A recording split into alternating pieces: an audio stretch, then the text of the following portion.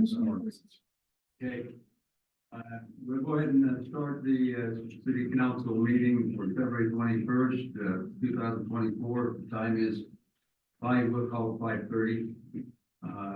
And the first thing on the agenda here is to adjourn for a closed session. So I'm ready to take a motion to adjourn to that closed session. So moved. I'll second it. Okay, we have a motion and seconded. We do have a quorum of three. We'll go ahead and start with Council Hyatt, Yes. Council Rowley, Yes. Council Christensen. Yes. Okay, motion carries. We'll adjourn to closed session. Closed session. I'd like to welcome you to the Bay City Council meeting for February 21st. Time now is 6:10. And we'll go ahead and I'll open the meeting with prayer, and Council Moss has volunteered to say the pledge after I open with prayer.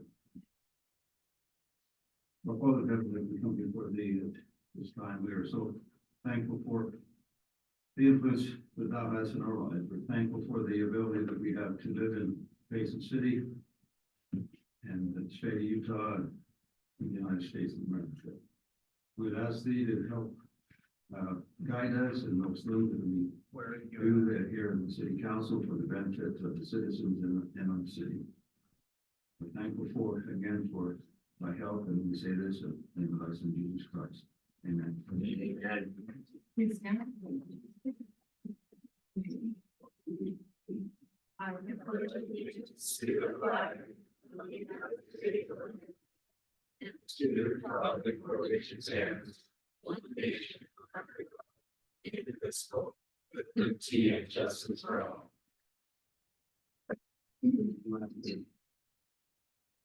Ladies and gentlemen, we'll go on to B, the consent agenda. Number one, approval of the February 7th, 2024 city council minutes.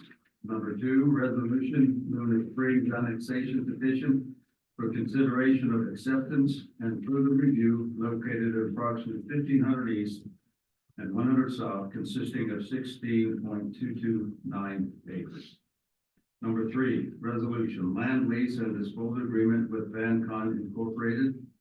Number four, resolution and power agreement to provide record keeping and other related services for the administration of Payson City's retirement investment plan.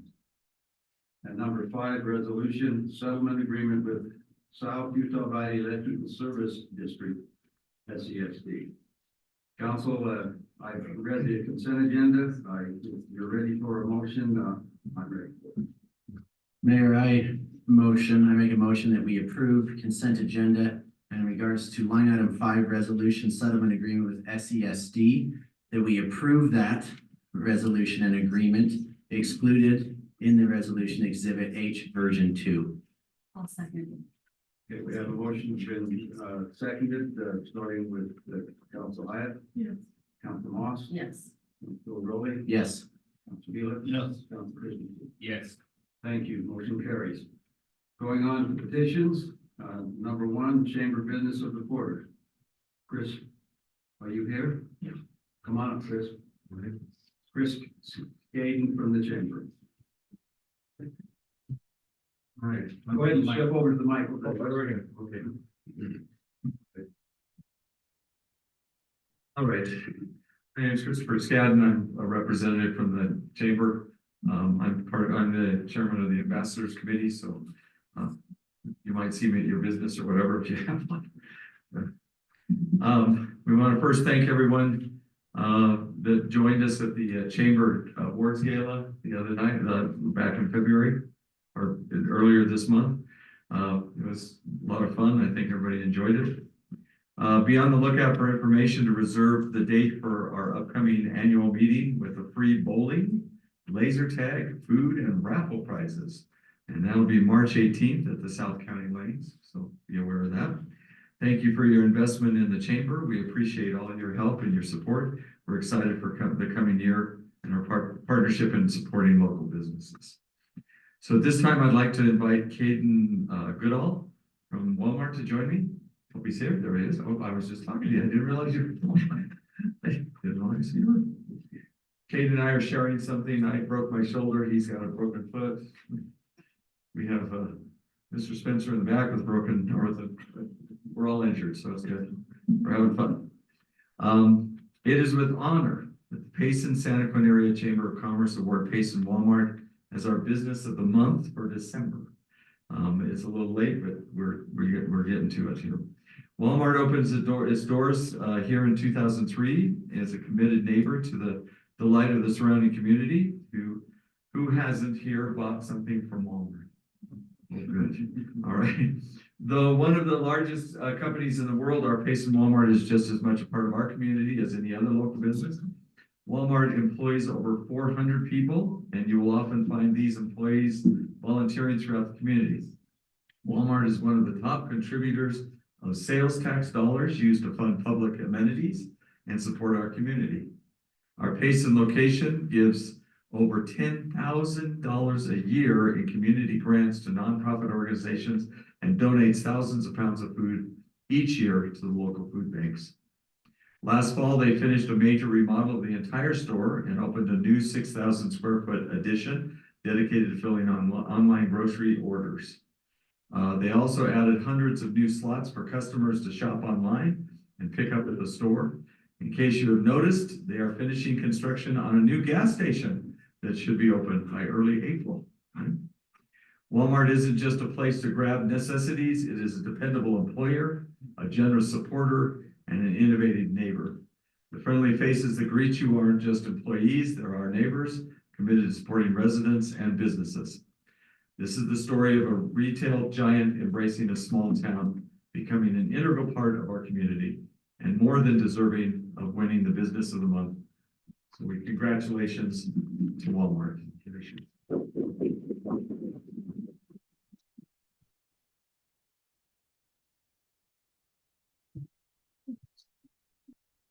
All right, thank you. Thank you.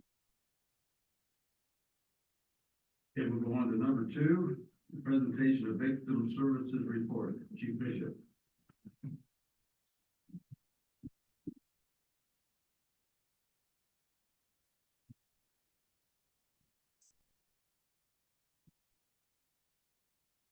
Thanks, Mayor.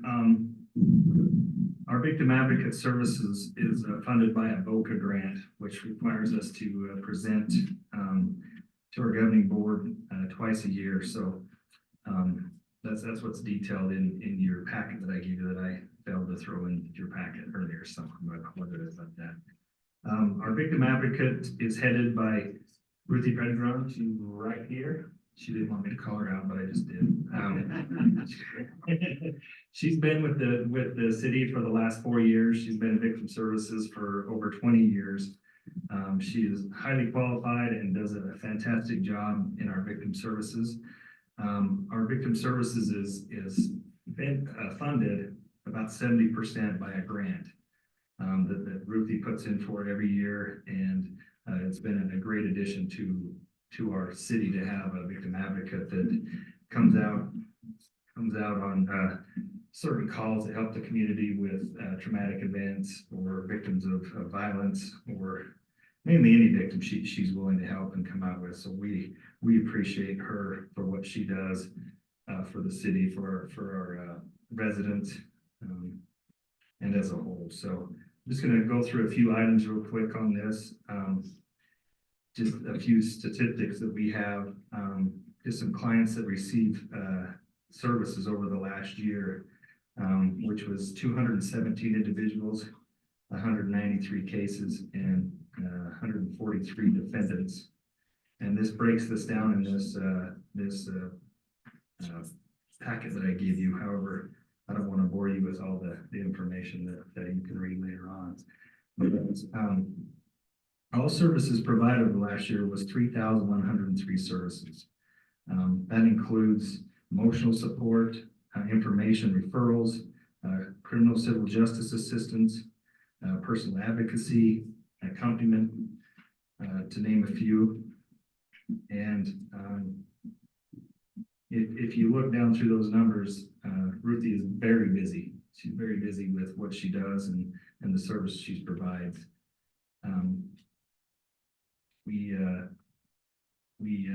take these cases that she works very serious, and most of these are of a very serious nature, and it goes a long way to have her help us in the police department with our victims. So they're the most important part of our job, and we really appreciate what she does. So I'll let you look through that. If you have any questions, feel free to reach out to me. I apologize I didn't get this to you earlier.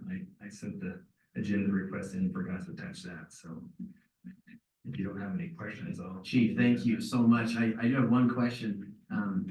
I guess we call in Ruthie when we've got domestics or abuse of some kind, and are you calling her? How does the process? Yes. start So, with the victims? so yes, if we had a domestic disturbance and there's a victim involved in the case, we would call Ruthie.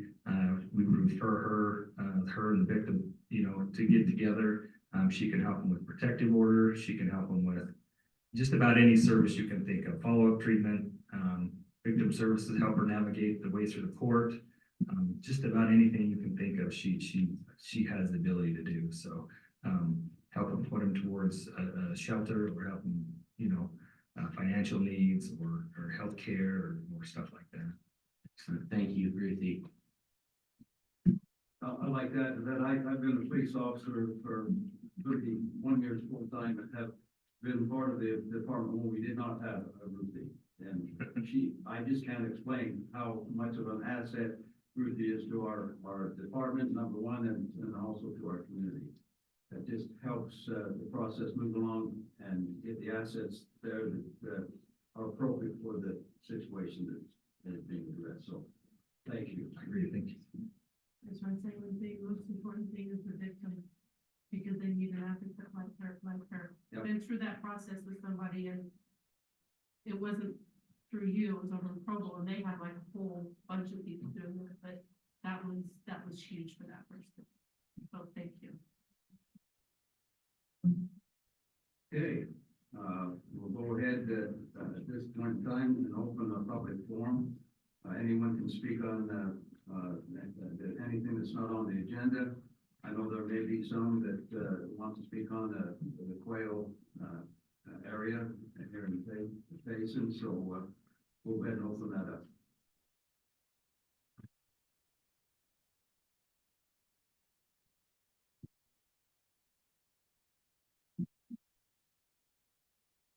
Good evening, council, mayor.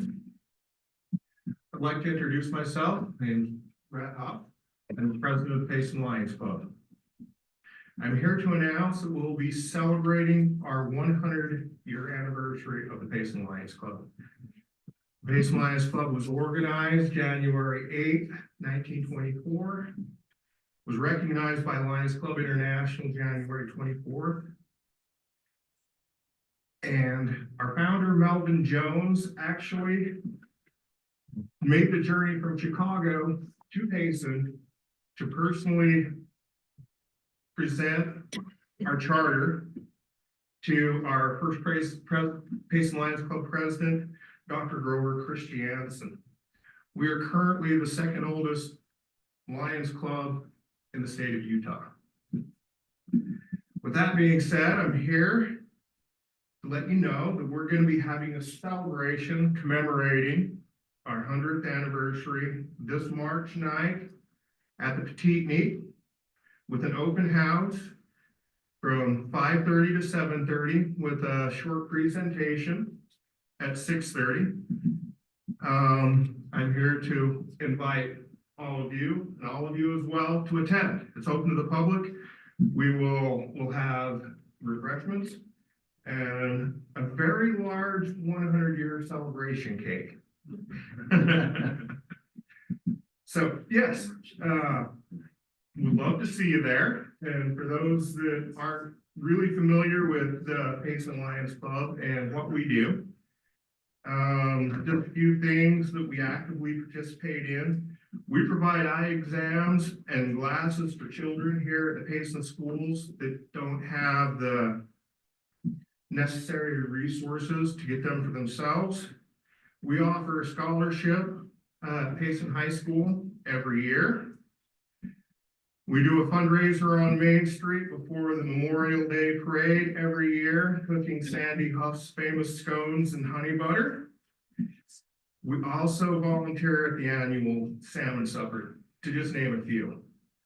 One of our recent large projects that we accomplished is we raised 1 million pennies, it's $10,000 for the Payson Library, which the city actually came forward and matched our $10,000. And we created the Lion's Den at the Payson Library, and that is a space dedicated to our teens. So anyway, note that date. We'd love to see you there. If you have any questions about the Payson Lions Club or would be interested in joining or just participating in our service projects, we have a Facebook page, website, or you can hit me up. I have some invitations here I'll present to the council and mayor, and I'll leave a few of them back there for everybody. Appreciate your time. Thank you. Thank you. Thanks, Fred.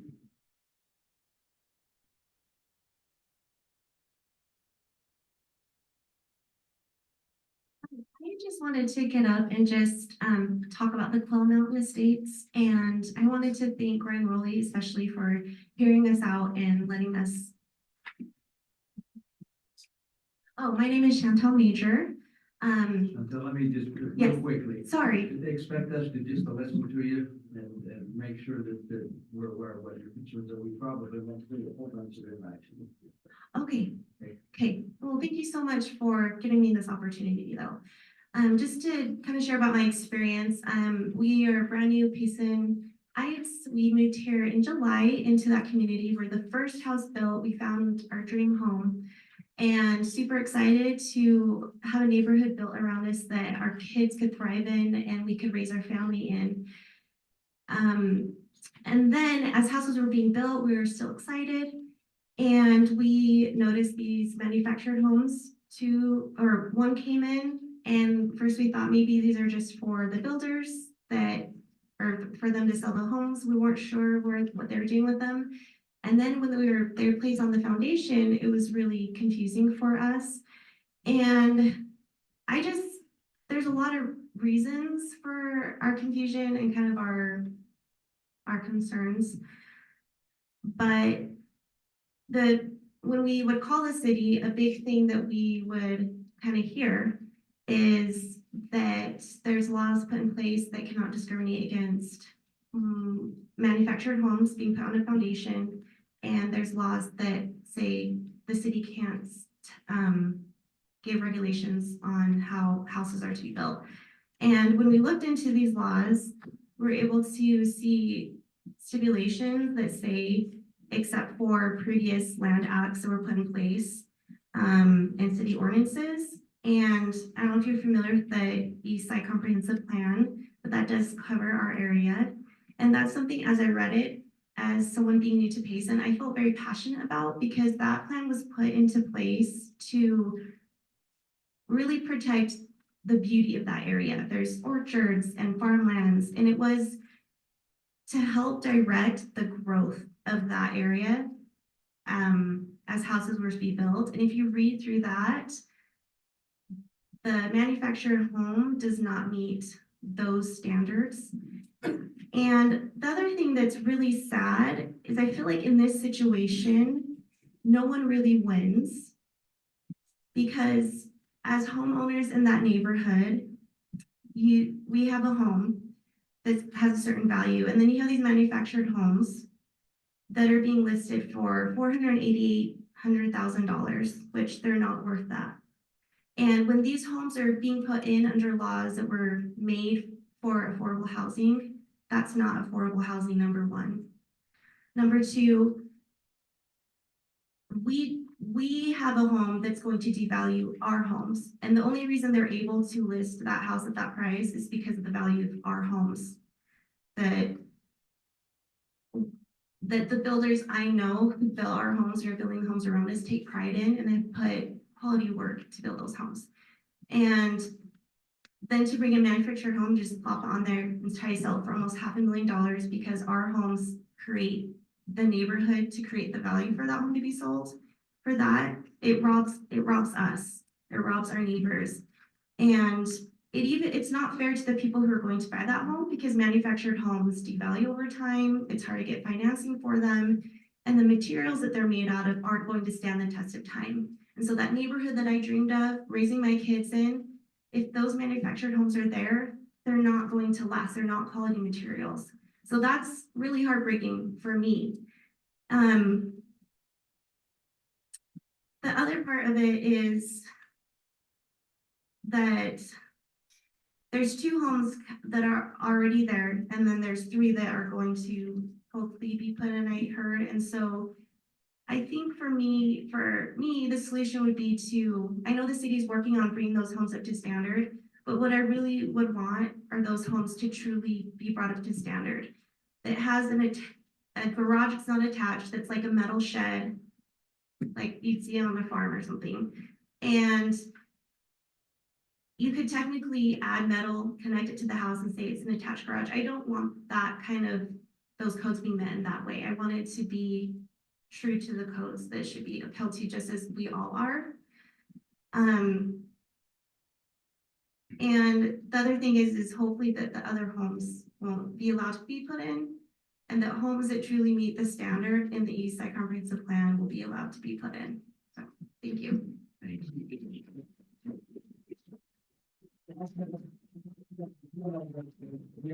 Very sympathetic to your views, and we take them serious. So come on up, sir. Come on. So thank you. Good evening, I'm Isaac Major. I just want to point out that our mayor has a pretty good voice. I heard him at the Cowboy Night and great singing. Yeah, I just wanted to echo the sentiments of my wife. You know, as newlyweds for 7 years, you know, saving for down payment, you want that dream, you want that to be ideal. And just kind of along the lines of some of the things she's talking about, this is a really good opportunity for Payson, and I want to talk to you about why. Because Payson is in that growth phase of new development as people are moving farther and farther south, and Payson is prime real estate and prime opportunity to develop as a city. As you can see, Payson and Salem and, you know, all the different areas around here are. This is a good opportunity for us to really protect Payson and put the foundations down now to make Payson what it needs to be in 10 years. Just like the comprehensive plan that we're talking about was done back in 2009, right after the crash, right? That was tremendous forethought was put into that plan, and talks about in that plan how much thought and how many meetings were given just for them to really think about and be strategic about what Payson can become. And, you know, looking at these homes set a precedent for Payson. They set a precedent in a negative way, in my view, of as they stand today. Now, just before I dive into this, how many of you have actually driven by Quail and actually seen these homes and know what they look like? I want to just, if I may, Mayor, just provide you this sheet so you can see what these homes look like.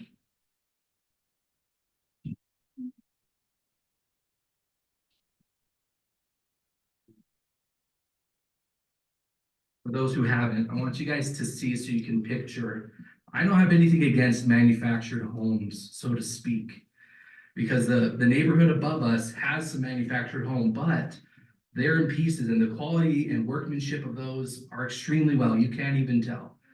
Whereas modular homes. But these manufactured homes, I don't think meet that criteria.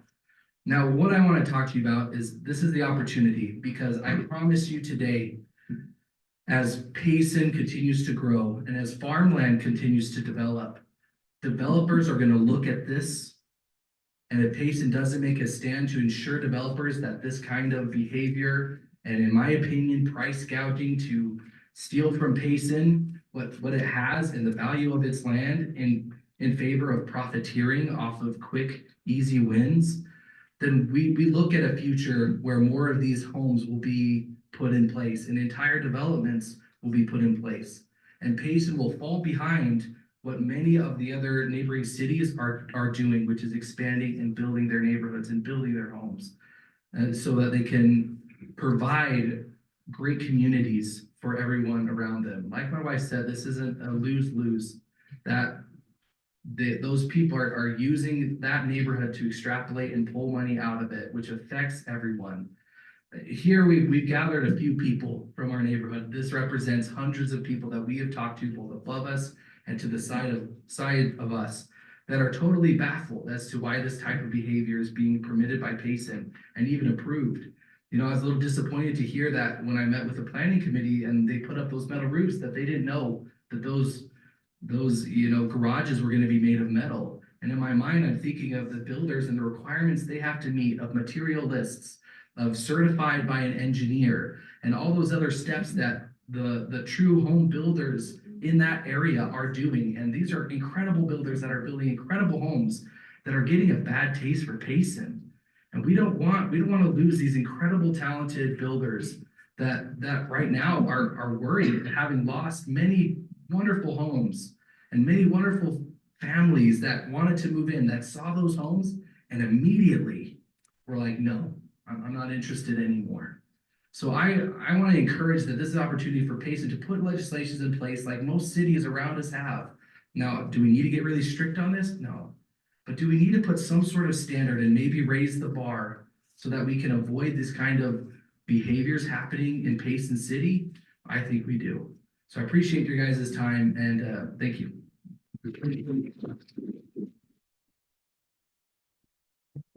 I know that the planning department is painfully aware of the situation. We've talked about it at length. And there's also some legislation that's going through the state legislative process this year that we're intently looking at as well. So appreciate your concerns.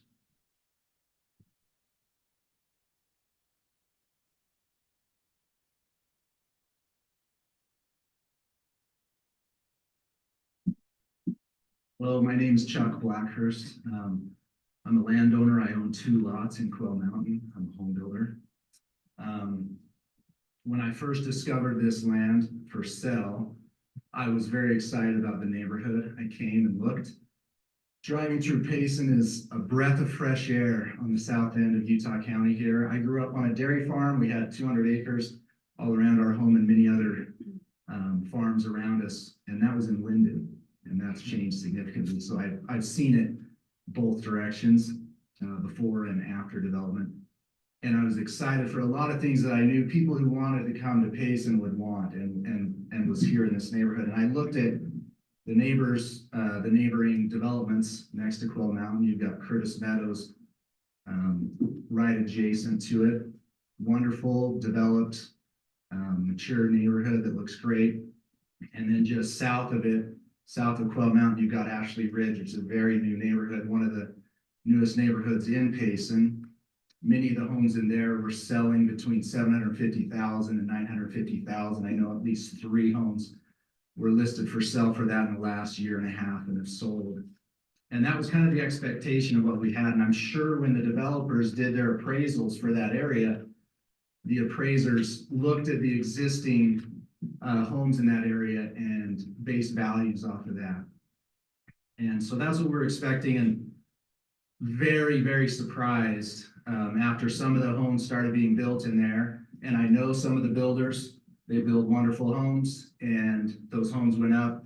The majors, Isaac and Chantel, bought one, and things start rolling, and suddenly a manufactured trailer shows up on a trailer, pulls into the neighborhood. And I was just like, no way that's going into this brand new neighborhood in Payson. I mean, how many new neighborhoods are there? And I've been building for 21 years. I've never seen a manufactured trailer home pull into a new neighborhood like that. Blew my mind. And assuredly, it's not what Payson wants, and it's not what Payson allows, according to the East Side Comprehensive Area Plan that's been mentioned a couple of times tonight. You read that and it describes the traditional neighborhood. There's a concept plan that very well shows and even refers to the existing Curtis Meadows right next to it, and says that that area is supposed to be a transitional area, not an extension of the existing, but a transition to the new estate home neighborhoods. So they're expecting larger lots, larger homes, upgraded, upscale building. And that area plan is actually quite specific, even though there are a few things that I wish it was a little more specific. That plan has a ton of forethought and details a lot of strict guidelines for building in the area and gives a specific definition of following in your city code 12.12 related to planned residential development of minimum standards for the housing. And those manufactured homes don't meet either the minimum requirements as well as they don't meet the intention of the traditional area that's mapped on that east side plan. So that was astounding. And as we talked with planning commission and others and learned different things, we could tell that there was a lack of knowledge of that plan. As we were told they weren't aware of it. And as you look at the plan, it details very clearly all the meetings they held with planning commission, city council, city employees, elected officials, landowners, and developers. And they detailed out that there were many more meetings held than required. So this seemed like it was a very, very big deal for Payson City. And I'm sure those who own the orchards, who own the open space, the landowners who are being courted by developers cared very much about this plan. And it looked like there was a lot of attention. So I can't understand how it was forgotten. There's certainly a disconnect there. There was mistakes made. And I appreciate what the majors have expressed, because this is their home, this is their dream. Most homeowners, their biggest expense is their home.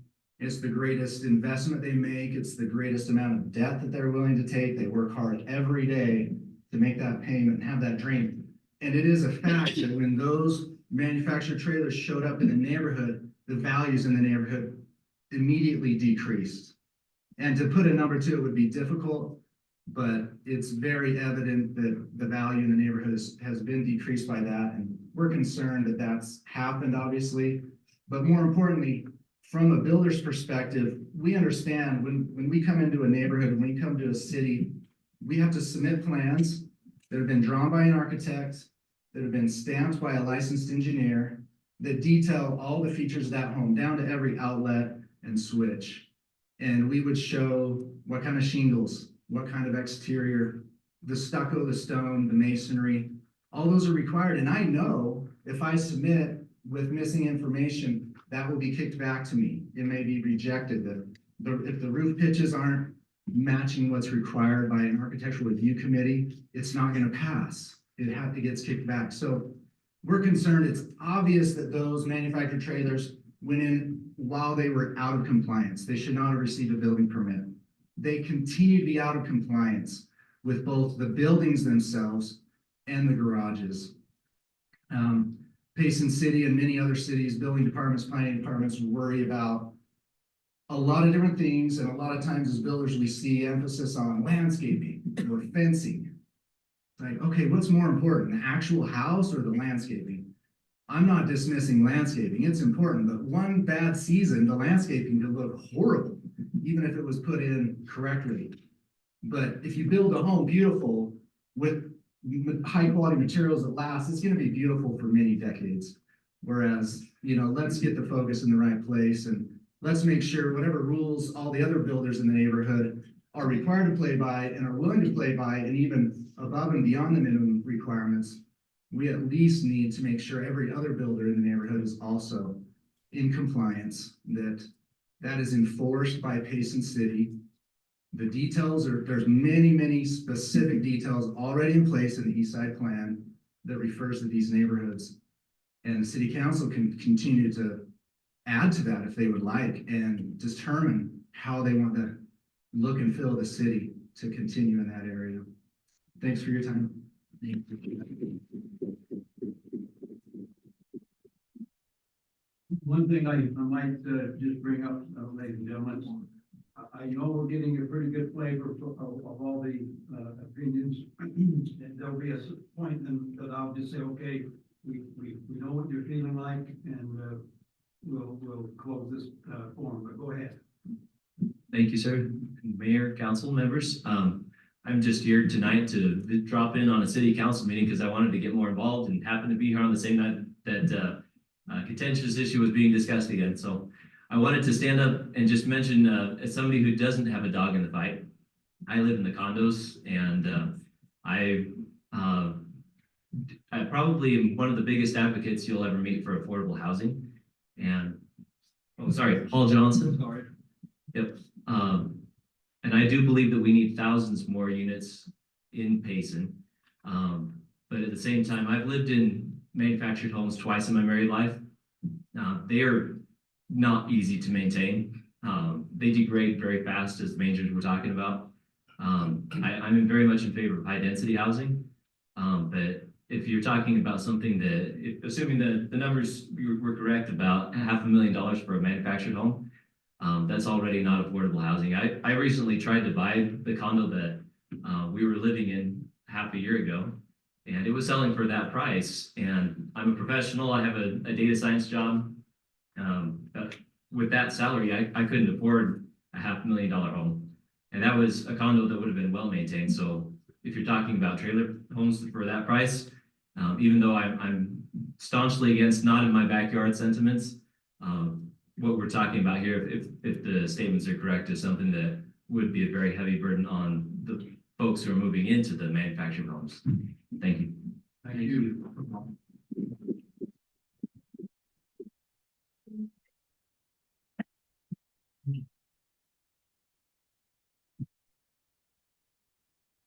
Evening, I've never done this before. My name is Matt Workman.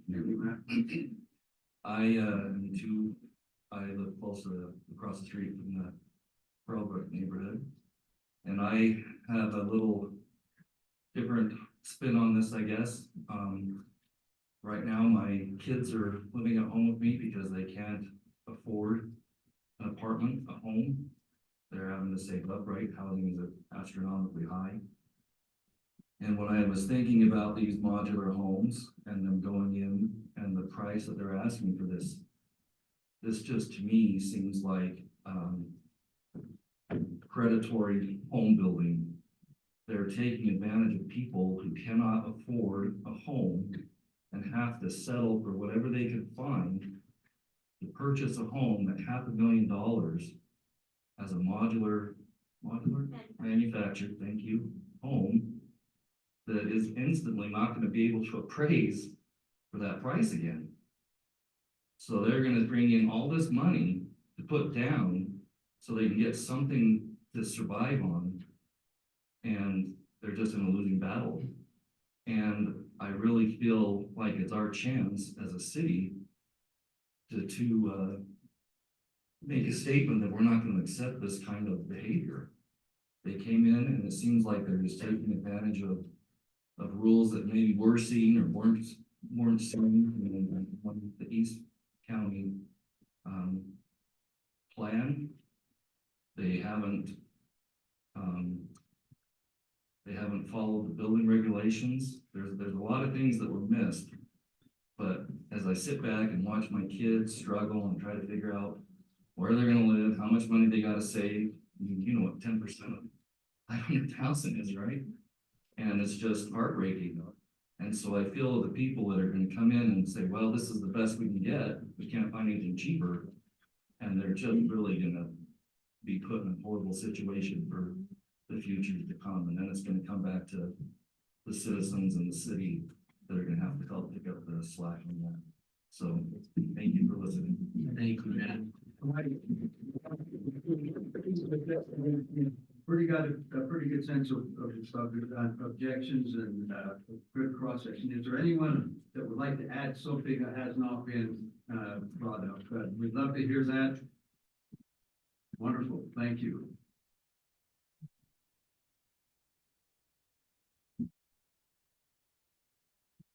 My name is Jenny Stancher, and like Matt, I've never stood up like this before either.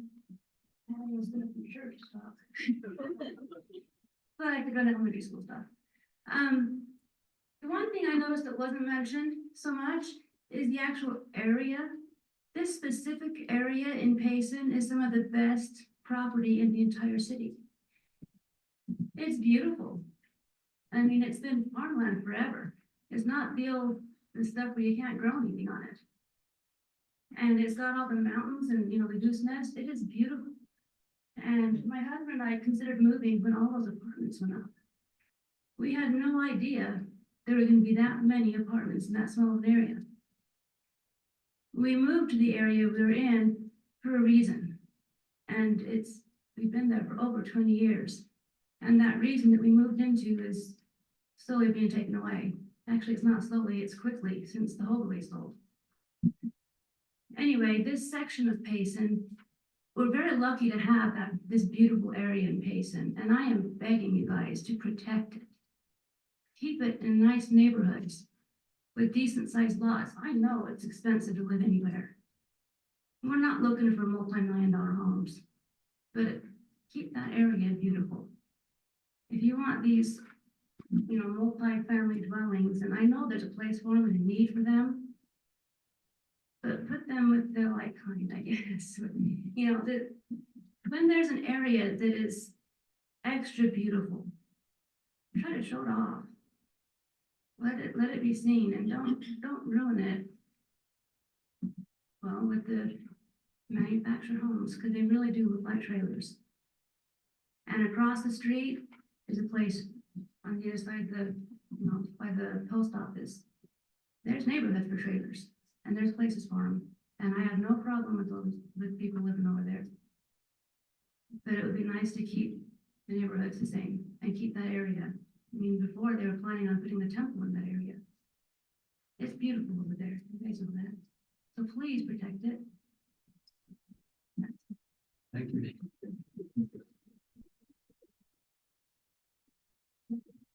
We thank you for your opinions. I can guarantee you that they have not been discarded. We listened intently.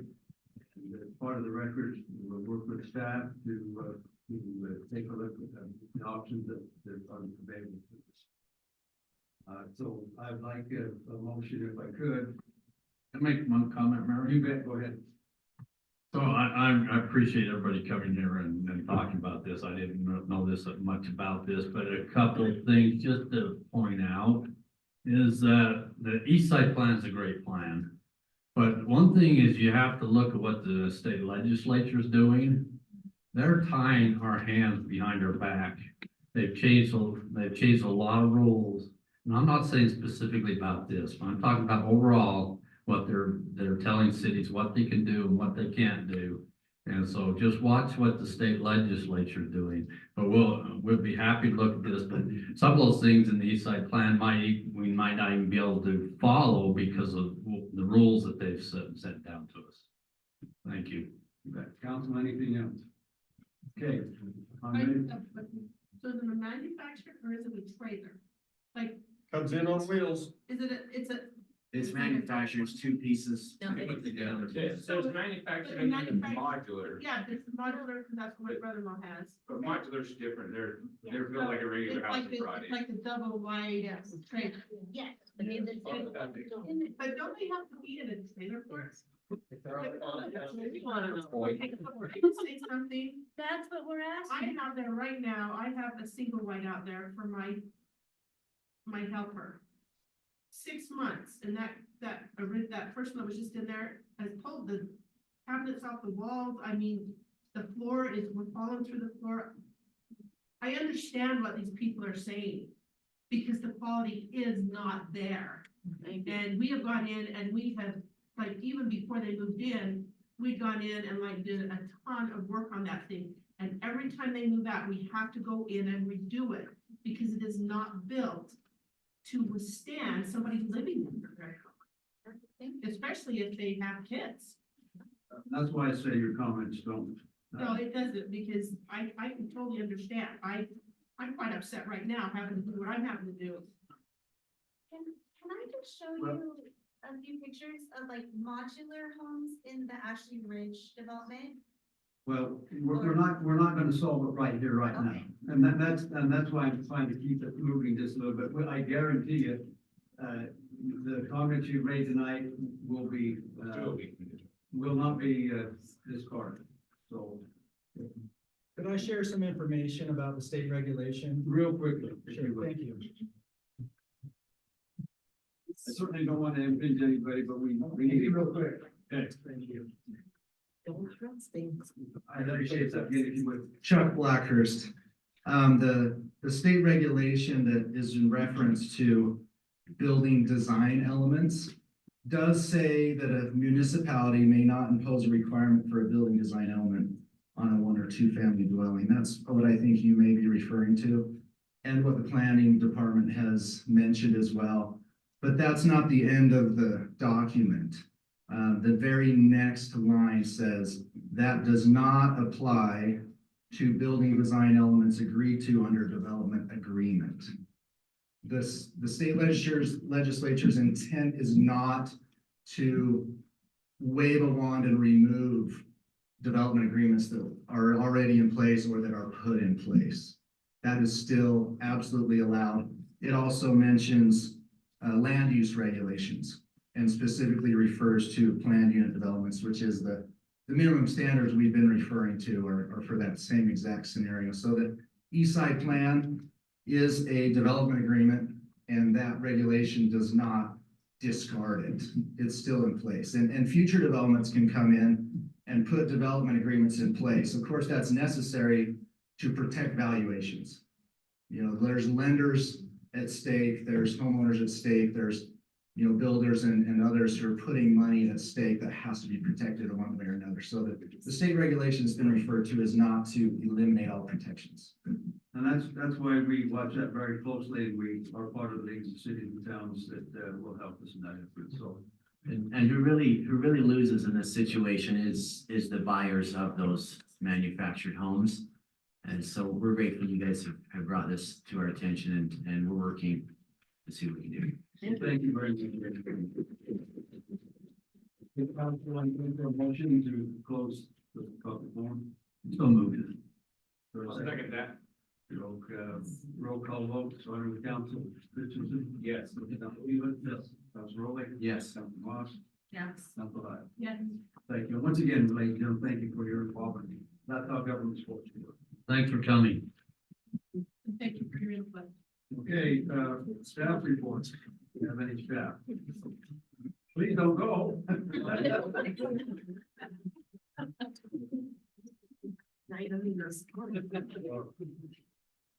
But thank you for being here.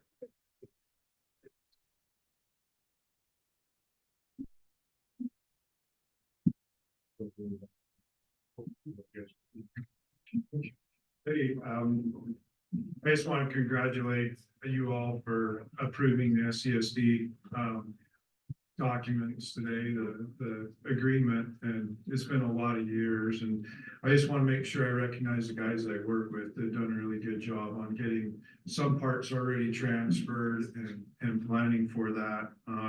They already had created the backbone to do that up there in the gooseneck area, and there's going to be a lot more going on. I want to make sure that I recognize Brad, who's here. He's done an excellent job of remembering all the detail. He's grown up here with the system. He's spent the last over 30 years here, knowing the system, knowing what it's going to take to transfer over. And he's really helped me a lot to do my job. I don't know anything about your guys' system. He drove me around. It's like a fire hose. And I just want to thank him for how much he's done for Payson, doing that, and also helping me. And so He's your Jill. He's your Jill. he does everything. Jill knows everybody and everybody out there. It's just amazing. So just thank him. Okay, thanks, John. Well, thanks for letting me work for you too. Please stay. Spring City every day. Robert. Now, what would I do there? That would go at that little place and hang out and eat, you know, breakfast. So, council, I just wanted to address a couple things from what was just said in the public forum. We are aware of those manufactured homes being put onto those foundations in that area. There's nothing that we can do to prevent an applicant from placing a manufactured home in the city. We can and have explained what the requirements as far as design elements and things like that are referenced in the East Side Comprehensive Plan, and specifically in our zoning code require for those homes. I'll remind you that an East Side Comprehensive Plan is exactly that, plan. It's advisory, it's not code, but we're looking at ways that we can beef it up.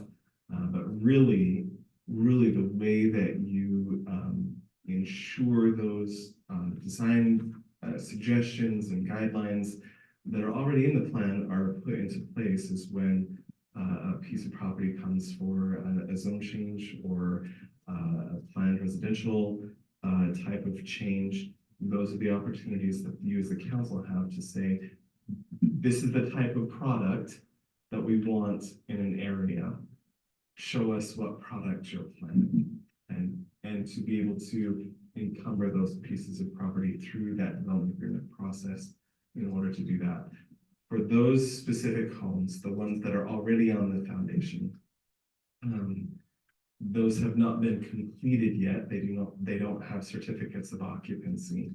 They are on the market. Well, one of them is on the market, as was mentioned, but they don't have a certificate of occupancy, which again puts us in a rough spot because one day there might be a situation where somebody has a U-Haul in the driveway and it's like, wait, I can't move in. No, I'm sorry, you can't until those design and other requirements have been met in order to do that. There was another manufactured home. If you've driven out there, they placed one on a different lot that is not even associated with the building permit. That has been red tagged, and working with that applicant in order to get those situations resolved. How did they do that?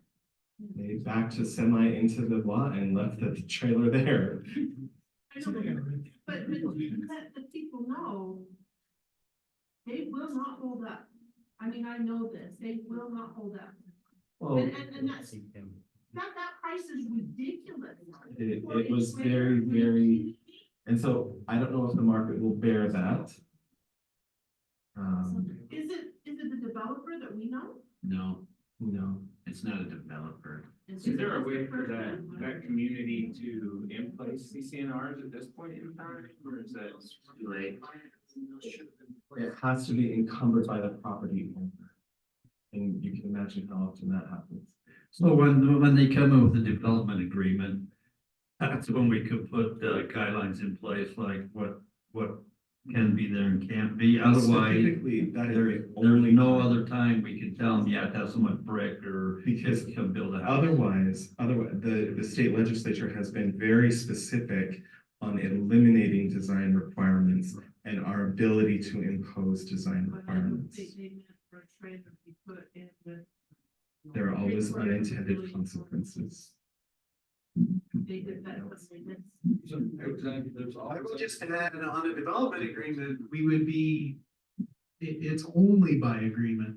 So if the developer does not want to do certain things, if state law says otherwise, we can't enforce it, then we couldn't put it in. Little bit of miscommunication to you. The East Side Development Plan is a document that is part of the general plan.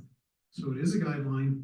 We generally try to follow it as far as zoning goes and the types of homes that go into those zoning areas. Secondly, this is a neighborhood that's a little bit different than most of what we're probably mostly used to. This neighborhood was put in, at least the infrastructure was put in by a couple of developers, but the lots individually would be bought off by other people. So each individual lot is sold separately. It's not the whole thing. So it's not a Salisbury or a Ivory or any of those kind of manufacturers. We're talking about each individual lot gets sold off, and when it does, those people, because there's no CCNRs, those people have the right to put in, technically speaking, what they want to, within reason. I mean, it has to be on the foundation. Otherwise, if it's a manufactured home or a trailer, then it must be in a trailer park. Or in Utah, you could, in West Mountain or something, put one out on property you own. But you cannot within the city boundaries, put those without being on foundation. rather than like skirting and that kind of stuff around it. I'm still really worried about the people that buy it. I am very worried. Right, yeah, I know you and, go right to the store. We replaced it several times. but it's Well- this tricky situation of personal land rights and the developer. He did it in such a way that was He knew what he was doing. slick and fast, and no one likes it, and I don't like it. I've been visiting with the majors, but, and it's an eyesore, but you put one on your property. Oh, no, but mine's back behind my house. I know, but, and next to you, The one thing government can't do is screw everybody else. right, Well, mine is just the house for my hired help. I mean, I know, but, and there's also one next door to you as well, and so it's just this tricky balance, and it does not fit inside the neighborhood. And the reason we're So having this, that's why we're having this conversation right now, conversation. we're not doing the public forum isn't that forum, it's really nice. Yeah. And that's why I commented to the folks that we'll listen to you, and then we'll have staff take. Let me just add one thing. So the bill that is talking about these, I know, not manufactured, the other one. Modular. Right. So that one will be part of, my understanding is, the moderate income housing. It will be tied to those lots, and those will be hopefully, more than likely smaller lots. And the modular homes will be manufactured, because there is not a manufacturer here in Utah yet. So they'll be manufactured outside the state. Manufacturer of what? Modular homes are pieced, where you started to mention it, they're pieced together. They And make them in walk. Spanish Fort, we put the fire sprinklers in, and they're shipped to California, and they are high-end Yeah. million Yeah, dollar they- houses. they're- They come What, apart. what the intention in Utah is to, Iron.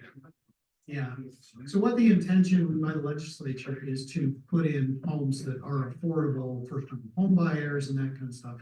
So the gentleman talked about, he had his kids in the room, living with him in his house. That is something that perhaps they can take advantage of in the near future when this all comes around. But that hasn't gone through totally yet. It is getting closer to becoming law. is there anything we can do with that metal shed that he's got next to the house? Make sure that it matches the requirements of.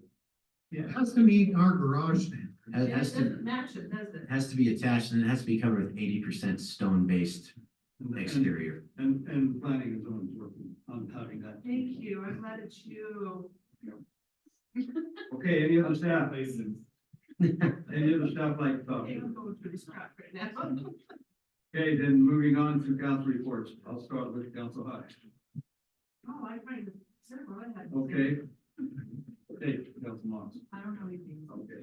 Council Rowe. Thank you, Mayor. I just want to recognize Travis and Sean both. I've spent time with them. They've taken a little tours of their facilities and the things they have on their shoulders right now.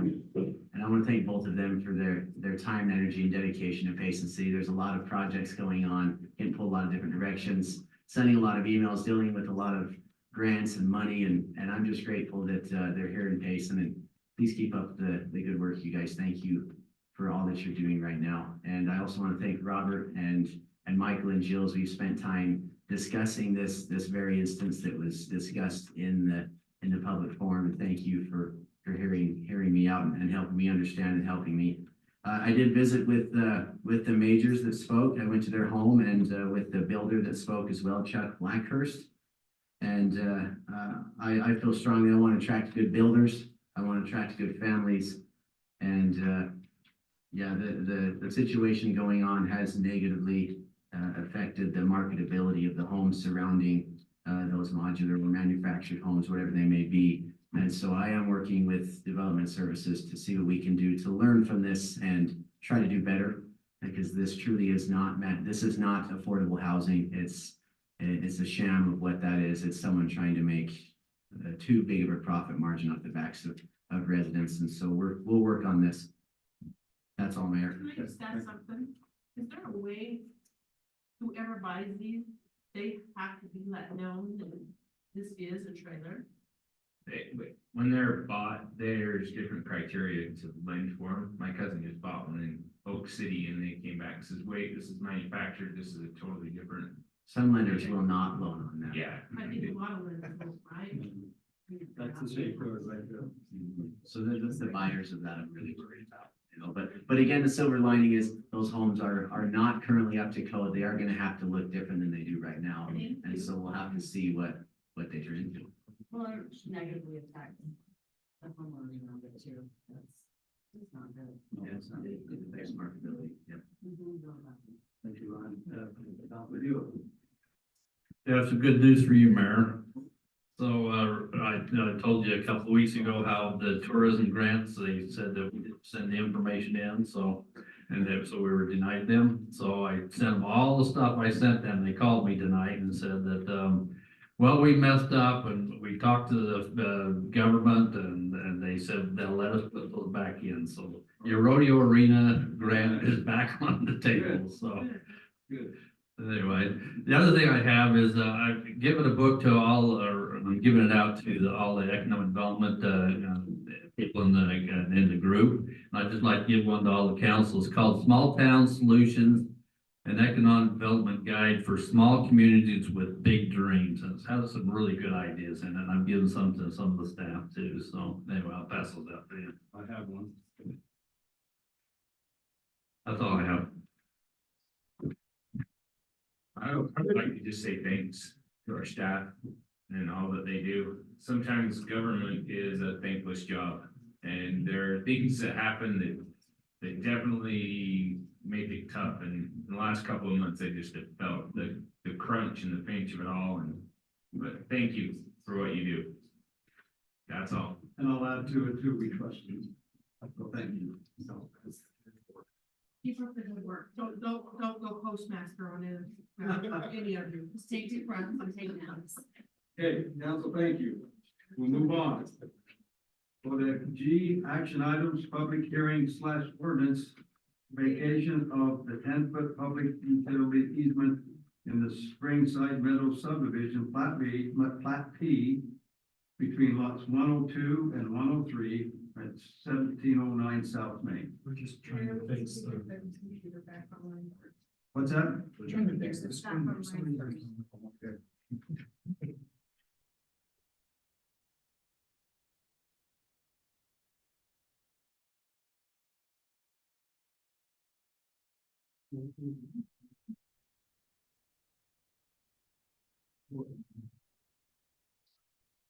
Was there for a half a second. There you go.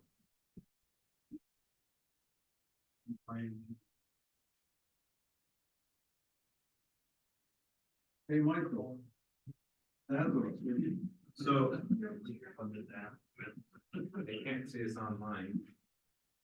We have the, who's the Payson Scottish, is there anybody else on there? The picture is on. Chambers, it might. Everybody else on there. There he goes. There we go. So thank you, Mayor and Council. This is a relatively simple proposal, so I didn't actually do any presentation. So I just brought up a copy of the staff report that you all had, just to give you some direction here. And then it disappeared. It's a connection by the camera somewhere. I'll stand clear. So the pink line there is Main Street. And you can see, these are some vacant lots there that have not been built upon yet. Just about, I think 3 lots north is the last home that's actually built. And so this is that, that phase there, and the owner of these 2 lots just wants to consolidate them into one large lot. In order to do that, since there's a public utility easement there, they need to come to council to actually do this vacation, and then we can proceed to amending the subdivision and consolidating these lots. So unless you have further questions or you need a better reference than this map, then I'll just leave it at that. Where is the public utility easement? Is it between the 2 lots? Or is it Yeah, on the edge? yeah, it's a 5-foot easement between both the south side of the upper lot and the north side of the lower lot. How would we we adjust that after it's one lot? It would just surround the entirety of the large lot. Okay, and how big would it make the lot? About an acre and a half. Wow. And there's no other utilities that runs like that as well. Not that we are aware of, no. Okay, this calls for, to open the public hearings, so unless there's any other, comments by council, I'll ask for a motion. So move. Oh, I mean, we said it a little bit in tongue in cheek and jest, but is there ulterior motive? Why do they want to combine them? Not put a cul-de-sac I in the think- middle of it or something? is it? No, he has actually submitted a building application to put a single family home on this, and he just wants a larger lot. But we have not reviewed that because it's not legal to do with the lot, with the home traversing the property line. Okay, I just know that when we talked about that, we have a certain point and when our window's closed, it's closed. I am fine to approve this for a single family building lot, but if it's multiple, I just want to make sure that We we. have to put something in there where they can't It put. is required. If you combine the two, you can't. The put- zoning. Okay, Yeah, the zoning. perfect, that, we're just doing our due diligence, I just want to make sure. Okay, did I hear a motion? I'll make a motion. Okay, is there a second? I'll second it. Okay, this doesn't call for roll call, so all in favor say aye. Aye. Any opposed? No, motion carries.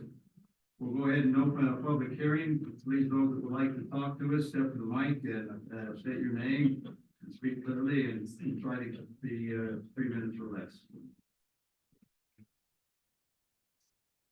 Not seeing anyone that's approaching the pulpit. Is anybody online? Okay, I'll ask for a motion to close the public hearing. A motion that we close the public hearing? Okay, I have a motion that's been seconded. All in favor, say aye. Yeah. Aye. Any opposed? Nope, motion carries. Any further council discussion? Not seeing any, I'm ready for a motion. No, that's what I said. We have to put something in there, so we can only, No, the zoning. There's 16 hours of the Zoning. This is a.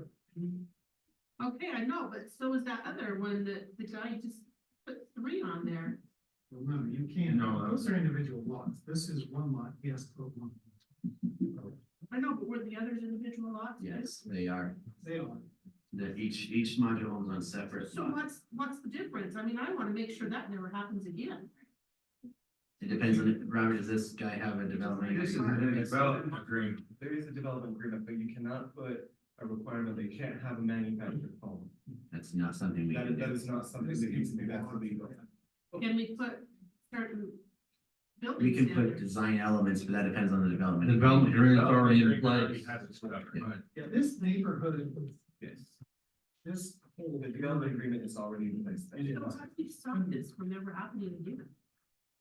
What's happening Future right now? Development agreements. That sounds like it's a Okay. different subject for this particular Well, one. you know, now I'm a little bit scared. Okay. Need a motion. I'll make a motion that we vacate the 10-foot public utility easement in the Springside Meadows subdivision plat P between lots 102 and 103 on 1709 South Main Street. There's a second. Second. What we have, Ryan got it? Okay, I have a motion been seconded, roll call vote, sorry, Council Christensen. Yes. Council Yes. Hewitt? You say yes, Council Hewitt? Council, Roy? Yes. Council Moss? Yes. Council Hyde? Yeah. Thank you, motion carries. Going on to number 2. Amendments to Springside Reynolds, Plat B to consolidate the 2 lots, is that? So yes, that would be, Same one? this is another graphic you can see there, but that's showing the easement between the two and then consolidating these 2 lots into. So a one and the single lot. same, basically. It is one and the same, it's just the one had to happen before the other. Okay, Can I ask then I need a motion for that one as well. I'll make a motion. That'll be a second, Awesome. okay? What's the motion? That we amend Springside Meadows Plat B to consolidate it to 2 lots. So consolidate. It's plat P. Plat just B. Okay. Good. Then we have a motion and second. Awesome. Okay. Roll call, vote starting with Council Hyatt, Yes. Council Moss, Yes. Council Lily, Yes. Council Hewitt. Yes. Council Christensen. Yes. Thank you. Can I ask a question now? Go ahead. It's not really, it's somewhat relevant. How come this couldn't have been done with a property line adjustment? Because of the easement was there. Oh, because the easement was between, okay. That's what required the public hearing. Yeah. But once we vacated the easement, then why couldn't it have just been a property line adjustment? We're already here, might as well do it. Council has the authority, so. I've done a few developments myself and these kind of questions, I'm like, okay. Okay, number 3, resolution, Payson City grant agreement with the Insurance Center of Utah for the building located on 20 South Main. Jill? Well, it's been a long time since we've heard from you. Okay. Well, now that you've brought it to my attention, I will. Okay, anyway, okay, Mayor and City Council. This item should take very long, but we've had our first application for the city grant for historic Main Street. Processed and, staff has determined that it meets all the application requirements to utilize the city funds in order to improve a rear entrance, for one of those businesses on Main Street. And so we have memorialized, the application process and the obligations, with utilizing city funds in this, grant agreement. And we're looking for the city council to approve the agreement, so the applicant can move forward on their improvement project. One thing I've added is, I believe it would be advantageous. I don't think the city council has to come together and agree on all of it, where you memorialize it, you have a process that you go through, then it could be a staff, decision to give them access to that money. Is that right? That's something that would be advantageous. It's just to approve this one, but do the rest So administratively. this portion of it is $100,000 that the city is allowing for grants. Staff has determined that grant could be up to $10,000. So there's, after tonight, there'd be about 90,000 left. Unless you guys otherwise want those to come back to you, it would be much easier, much quicker for the applicants of these grants to submit the needed paperwork and then us granting. But if you guys want the authority still, we can beat that. And the only reason I brought that up is because of that. Sometimes they'd have to wait 2 weeks before. They could. And that's why I brought that up. It'd be a little bit easier and more conducive to the business owners to help them. No, we don't care to do it, we just wanna know. You know, that we just wanna know. Or like every. And just let us know what businesses have secured the funds. So can we put that in the motion that the, Yeah, I would just approve this agreement, and then if you wanna make that part of the motion for all of you, Sure. just to let you know. Good. We could do it administratively. Jill, are there any other businesses currently working with us right now to get grant money? There are actually several that I Excellent. am in conversation with. And so, Good. whether or not they'll submit application, there's about 3 or 4 that I'm pretty confident that they will actually submit application. They've submitted information here and there, but not an official application, but there's been a lot of conversation with a lot of interested business owners. Good, and I know you guys have been so receptive and helpful to those business owners. This is such a wonderful thing for them to have access to this money to help further help the facade of Payson Main Street with the whole project. So thank you, Jill, for your help on this. Please continue to encourage these businesses to utilize this money. We will. Okay, unless there's any further discussion, I'm ready for a motion. I'll make a motion, we approve the Payson City grant agreement with the Insurance Center of Utah for the building located at 20th South Main. That any other grant application that come in, that the staff can approve those, and if they, and then just have to inform the council. In regards to the Main Streets. But this is the city, this is the city's money, this is not EDMP. This is the city grant. Okay, I just didn't want a general grant to everybody, it was. Right, for the money set aside for the Main Street program. Thank you. Okay, I'll second that. okay, grant motion been seconded, roll call vote, starting with Council Christensen. Yes. Council Hewitt. Yes. Council Rowley. Yes. Council Moss. Yes. Council Biden. Yes. Thank you. So, Mayor, can I ask a couple of questions for Jill? One, Jill, is Yes. I'm a little concerned that we have the 100,000, then we have the 200,000 for the CDBG grant. I'm concerned that we're gonna run through that 100,000 really quickly because it's not tied to so many rules and regulations, and I'm really concerned that other money, I don't even know how we're gonna even get that out encourage there. anybody to apply. Right, for- so do you have any answers for that, or what can we do to help, or? I'm right there with you on that.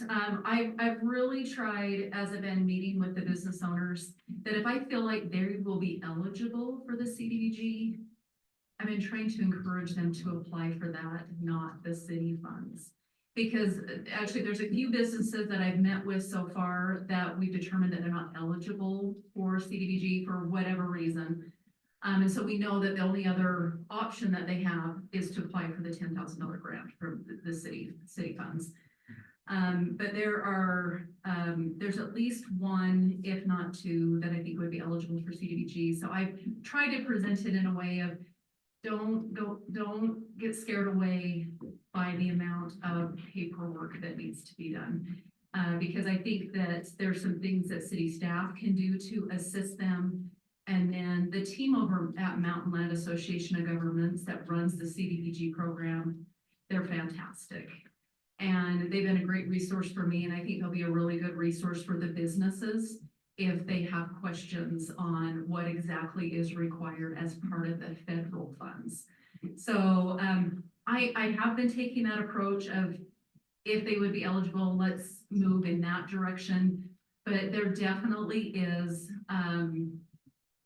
most people would rather move in the direction of, the path of least resistance, I guess. And so we'll continue to be encouraging and try to find ways to help them. But yeah, it's definitely, most of the calls I get from the business owners is, oh, well, I don't want to look at the federal funds, I want the city funds, because as you had mentioned earlier, there's not as many strings attached. One thing they need to realize is with the CDBGS, it's more litigious to go through that, but the Provo City has benefited greatly from the same type of program from all the businesses and the facade protection that's there. So it's critical that we get a win or two, and then we can reapply and make it more available to the businesses that they can benefit from it. So Right. thank you for what you're doing. Another thing too is, the historic downtown got a grant for the Main Street program, the state Main Street program. We hired as a consultant Jim Price. He worked for MAG, and he's gonna be helping the businesses and helping Jill work on some of these grants too. And Jill, are these reimbursements, or is this, how does the, They're reimbursement. Okay. They're reimbursement grants. So the applicant, and they're matching. okay. So they're a matching grant. So even with this one that was just approved, and you probably read it in the document, but it's an 80-20, and it's based on reimbursement. So this particular applicant will have to at least spend $12,000. 10 will be reimbursed from the city, but they have to put $2,000 in. This particular project, the Insurance Center of Utah, they're doing, actually their project, I believe, is like $20,000. So they're actually doing more improvements than what would even be, reimbursed. But they, anyway, I lost my train of thought. What was your question again? Reimbursement. Okay, yes, the reimbursement. So yes, they have to get the building permits, they have to complete the work. We have to make sure that the final inspections are completed. And then we would make sure that they provided documentation showing that they have paid for the work, that they have reimbursed the contract, or they paid the contractor, that payment has cleared, and also that there's no liens on the property. Okay. Before then, we would submit a check to them for the full reimbursement. And is there no way that Payson City could secure the CDBG grant and then disperse that to business owners, cutting down on red tape for them and time? No, I've no. explored that with I'm on the chair of that committee, and it's federal guideline. Okay, just asking, thank you. No, great questions. Anything else? No. Okay. Thank you. Moving on to ordinance amendment to Title 13 zoning regarding detached accessory dwelling units. Robert. Getting money from the federal government. Who would have thought it was hard?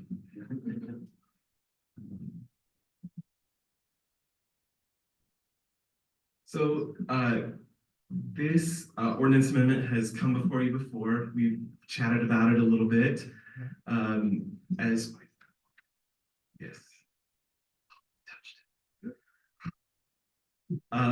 As part of our moderate income housing plan, Payson City chose some specific strategies. One of those was looking at ways to reduce the barriers to accessory dwelling units. And one of those things was to look at the possibility of allowing detached accessory dwelling units in Payson. So this is just a little bit of background. Payson City has allowed internal accessory dwellings for a number of years. A few years ago, the state legislature passed some legislation that required that cities allow those in all residential districts, single-family residential districts, as long as the unit was open or occupied.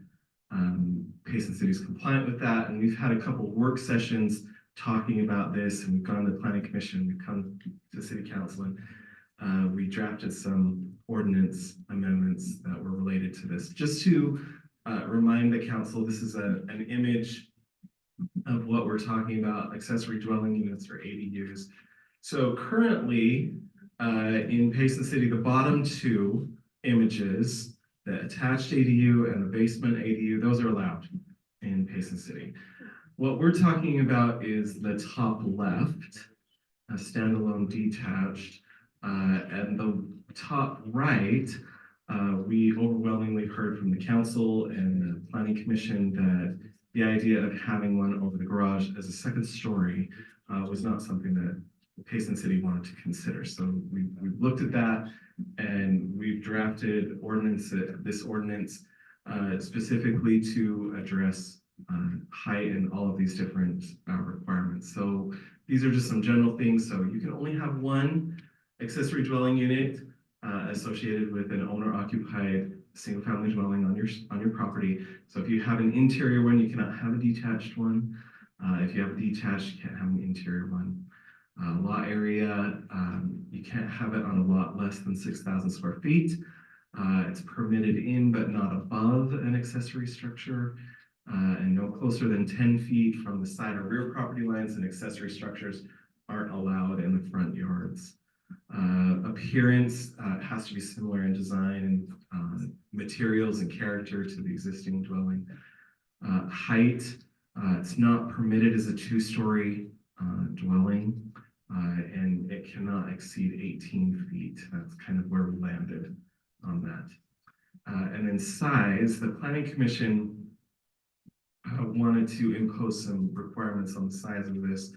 It must have a minimum square footage of 300 square feet, but can exceed 1,200 square feet. 300 square feet is generally the threshold. Anything lower than that is generally considered a micro unit or a tiny home. So that's 300 still pretty small. That's pretty small, but you can live in it. I've seen people live in studio apartments like that, but it is pretty small. And then second, big house trailer. Too soon. No, like a house trailer. Like a camp trailer. Yeah, so see if you're 300, if it's less than 300 square feet, your fifth wheel trailer is not going to hit that 300 foot square threshold. Right, those aren't considered accessory structures though. I know, but I was just saying that somebody might argue the point. So absolutely.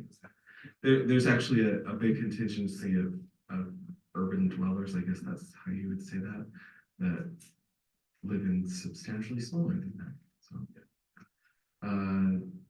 second kitchens, only one kitchen is allowed in the detached ADU, and then parking, 4 off-street parking stalls are required for that. For the ADU or for the house and the ADU? House and the ADU. On the road. Yeah, I just wonder if we should clarify that. It's clarified in the amendment itself. Yeah, these are just kind of some notes. You can just put it. Yeah, this is the Cliff Note version. These are the findings. We have a moderate income housing plan. This would assist in that. And then the recommendation, staff would recommend that you adopt this proposed amendment to Title 13. We would create section 13.20.221 detached accessory dwelling units. But I'll put in the caveat here that this is still kind of new. So if you have questions, or if there are things that you want to look over again and bring this back, I'm happy to do that. But we just wanted to bring this to you and have that discussion. I know that the state at one point in time was trying to decide, take away from us and tell us where to put these type of, am I correct? They've always hinted at it, but they haven't done that. But adopting something like this could prohibit them from coming in and help us. It's preemptive, definitely preemptive. But I just, I want to look at it, you know, as silver lining. But, right, and I think that's a really good thing to look out for. We shouldn't always have to do things at the, oh, if they do that, right? I'll just say this. Detached accessory dwelling units to me are very interesting because it allows for a little bit of privacy. It allows the owner occupant to have full use of the home for that time.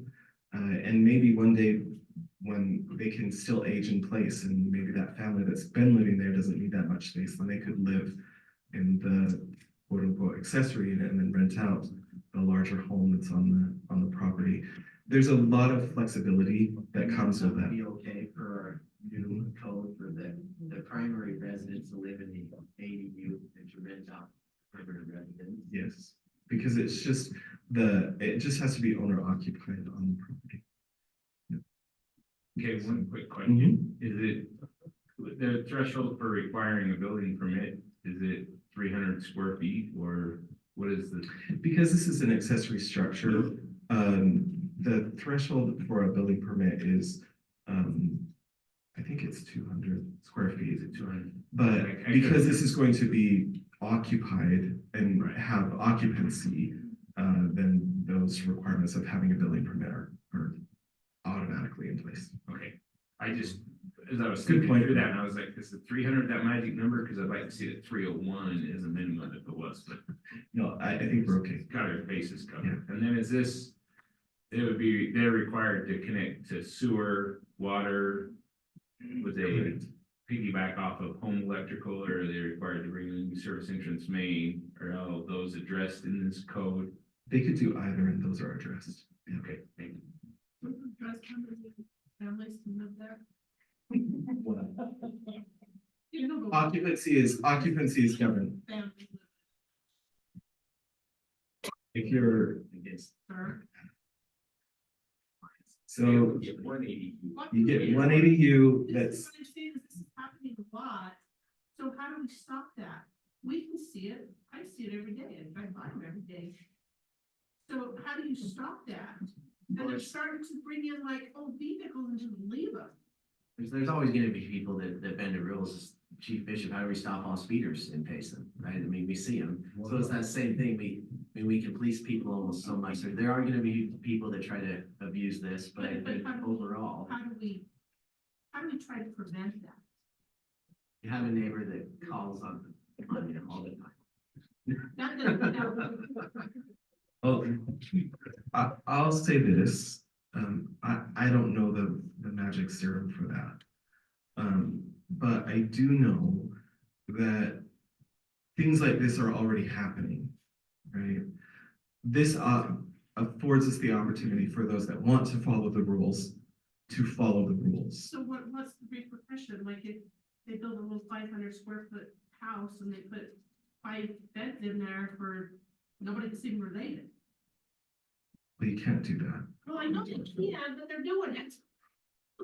And what's to prevent them from doing a smaller version of these things? All over the city. Well, this is an accessory structure. And so as long as it meets the building code requirements, So it would have to have the outside appearance. well, that's why we've done the appearance part of this to say you have to be similar in appearance and design Of what's around you. you and So it has to match the current house instead of looking like But try to- you cannot move a shipping container and just occupy it. No, that's where all your junk goes. Make sure you cure all the air. Robert, what was the, You can remodel a shipping container and bring it up to building code and make the modifications necessary, similar to that one. So this little house you're looking at right here, if you go over, Irontown may let you tour, but they actually have one that ships in. And it is absolutely stunning as a modular home, 2x4 construction all the way through. And it has that modern look. It's a really quite a beautiful little house, and it would meet this criteria. You could set it right back in there. But it would look cool. Connect it to it. I know, and so that's why I'm saying that if we narrow our vision so tight that if it's manufactured somewhere else, no, you can't bring it in. It's gotta be up to code, and I don't know if we need to change our codes that make it that building standard is just a little bit higher, that kicks the Boise Cascade homes down the street without causing. Well, Boise Cascade's home, it's fine, like That's what these homes are, is essentially a Boise Cascade. these are trailers. They're not trailer homes, not they're, trailer they're, homes. they're two separate homes that have been brought Yes. together, it's a modular manufacturer. Right. But, It's a double one. That's what- No, because the double wide trailers, they're a little different. It gets really technical. Semantics get a little weird here. Yeah. Robert, what was the planning commission's, feelings on this, was it unanimous for them to? The planning commission did forward a positive recommendation unanimously. Their caveat was that they wanted to change the code just a little bit to have a situation if somebody was going, like if an older couple was gone temporarily from their primary residence, like in an ecclesiastical service type of situation, and they had a detached accessory dwelling unit that was rented, that those folks renting wouldn't automatically be kicked out because they weren't on the premises currently.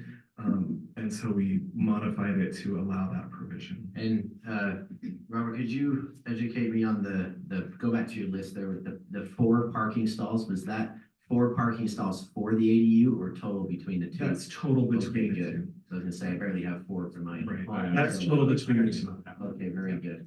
And what is a 6,000 square foot house? Or your property, is that a quarter acre or is it A 6,000 square foot lot is, an acre is 43,560 square feet, so a seventh. Yes. I mean, that's a, yeah, a little smaller than? that's becoming a more standard size lot, but it is small. And they still have to meet. And they still have to meet the setback requirements. So in that situation, you know, if you have a huge house on that lot, they might not be able to fit an accessory, Well, there's. a detached accessory unit. Yeah, there's all those older homes that are from the 50s and 60s that are on an acre, That have massive lots. Yeah. and they're just, But they can only vote on. I know, but it's still, they could put a bigger house back there and live in that one and rent out the front. Overall, I think They it's. can't do that because then the ADU becomes the front, and you can't be in the front yard. That was part of the, Yeah, but they can still live back there. and it can't be over 1,200 square feet.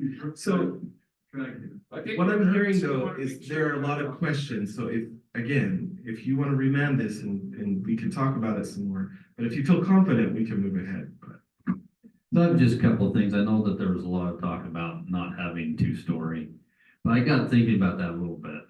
Is that, let's say, like right now, my truck will fit my garage. So if I want to put a separate garage and then put something above it, I have a 2-story house. Just seems like it might be practical if you have a 2-story house to be able to do a 2-story thing. The other thing is what happens if we want to encourage home businesses and stuff like that. If they wanted to put a little shop on the main part and then put an accessory building on top of that. So that's some of the things I started thinking about. Maybe we're being a little restrictive, but I know there's a lot of people against the 2-story, but if it fits in that neighborhood and they already have a 2-story building, anyway, just something that I'm Did they bring thinking that about. to us as an exemption to that? currently, no. I mean, if we pass this as it's written, no. The reasoning behind the no 2 stories was because we're allowing them to go 10 feet from the property line. You don't want to look That's over tall, into the next next to. house. But if you wanted to increase the setback and I think we should take baby steps into this. I'm not for the two-story yet. Well, I don't know, well, our own personal lives help us to understand this a little bit.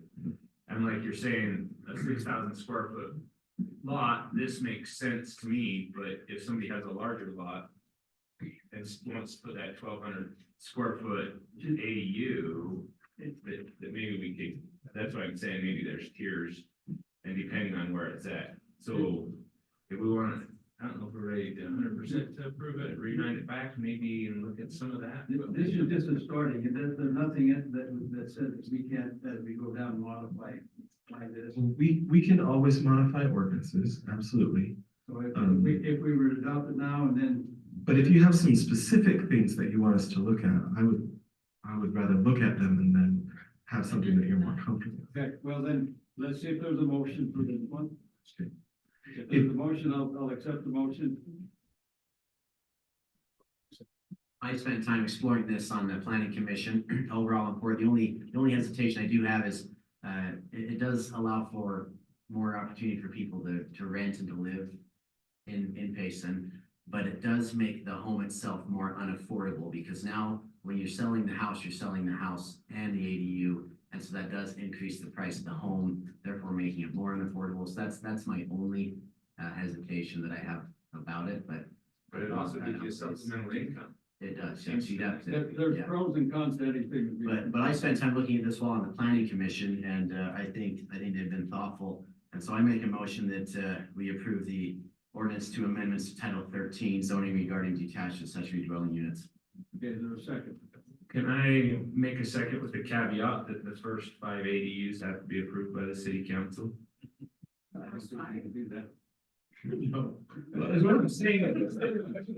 If it starts to become a problem, you know, I want to see these as they come for the first little bit. I was entitled to ask these questions. I do. You can ask. The thing is, we can always change the ordinance if we don't like it. How about this, if we start to see any issues, we can bring them back and ask you. There you go. Okay. I will report after the first 5. Or I will report on the first one. I may not be around here by the time we get 5 of these in the neighborhood. Again, I'll and second that's. the motion as declared. Okay, we have a motion and a second. Okay. Starting with Council Hyde, Yeah. Council Moss, Yes. Council Rowland, Yes. Council Hewlett. Yes. Council Christensen. Yes. Thank you. It passes. Appreciate you. We just wanna know. I feel like I feel like we don't know a lot of stuff going on. People say, But that's, I know, that's always gonna be the I case. know, but it's like, I feel like But that's on us. We can always approach staff and ask anything in your packets are gonna. invading on their work. Like, I go in and I start talking, that's not the person. And the thing is I know that they have plenty of work to do, so it's like, I feel like I invade on their work. And I know that, like, when I worked and people would come and talk to me, it was just like, God, so much to do. And they're very nice about it, and you know, they talk to us and they let us know. But that's how I feel. And you've never made me feel that way, but that's just how I am. Can I make a recommendation on that? Yeah. If you give us a call and say, hey, I want to talk to you for 30 minutes, I guarantee you we can find time. I try to ask you when I call, whoever I call, are you busy right now? Because if you're busy, I don't want to talk to you. I want you to do what you're doing. Okay, good. Okay, ladies and gentlemen, we're going to adjourn to a work session. We encourage you to come in and sit down during that work session, but we're gonna go into what's called the DRC.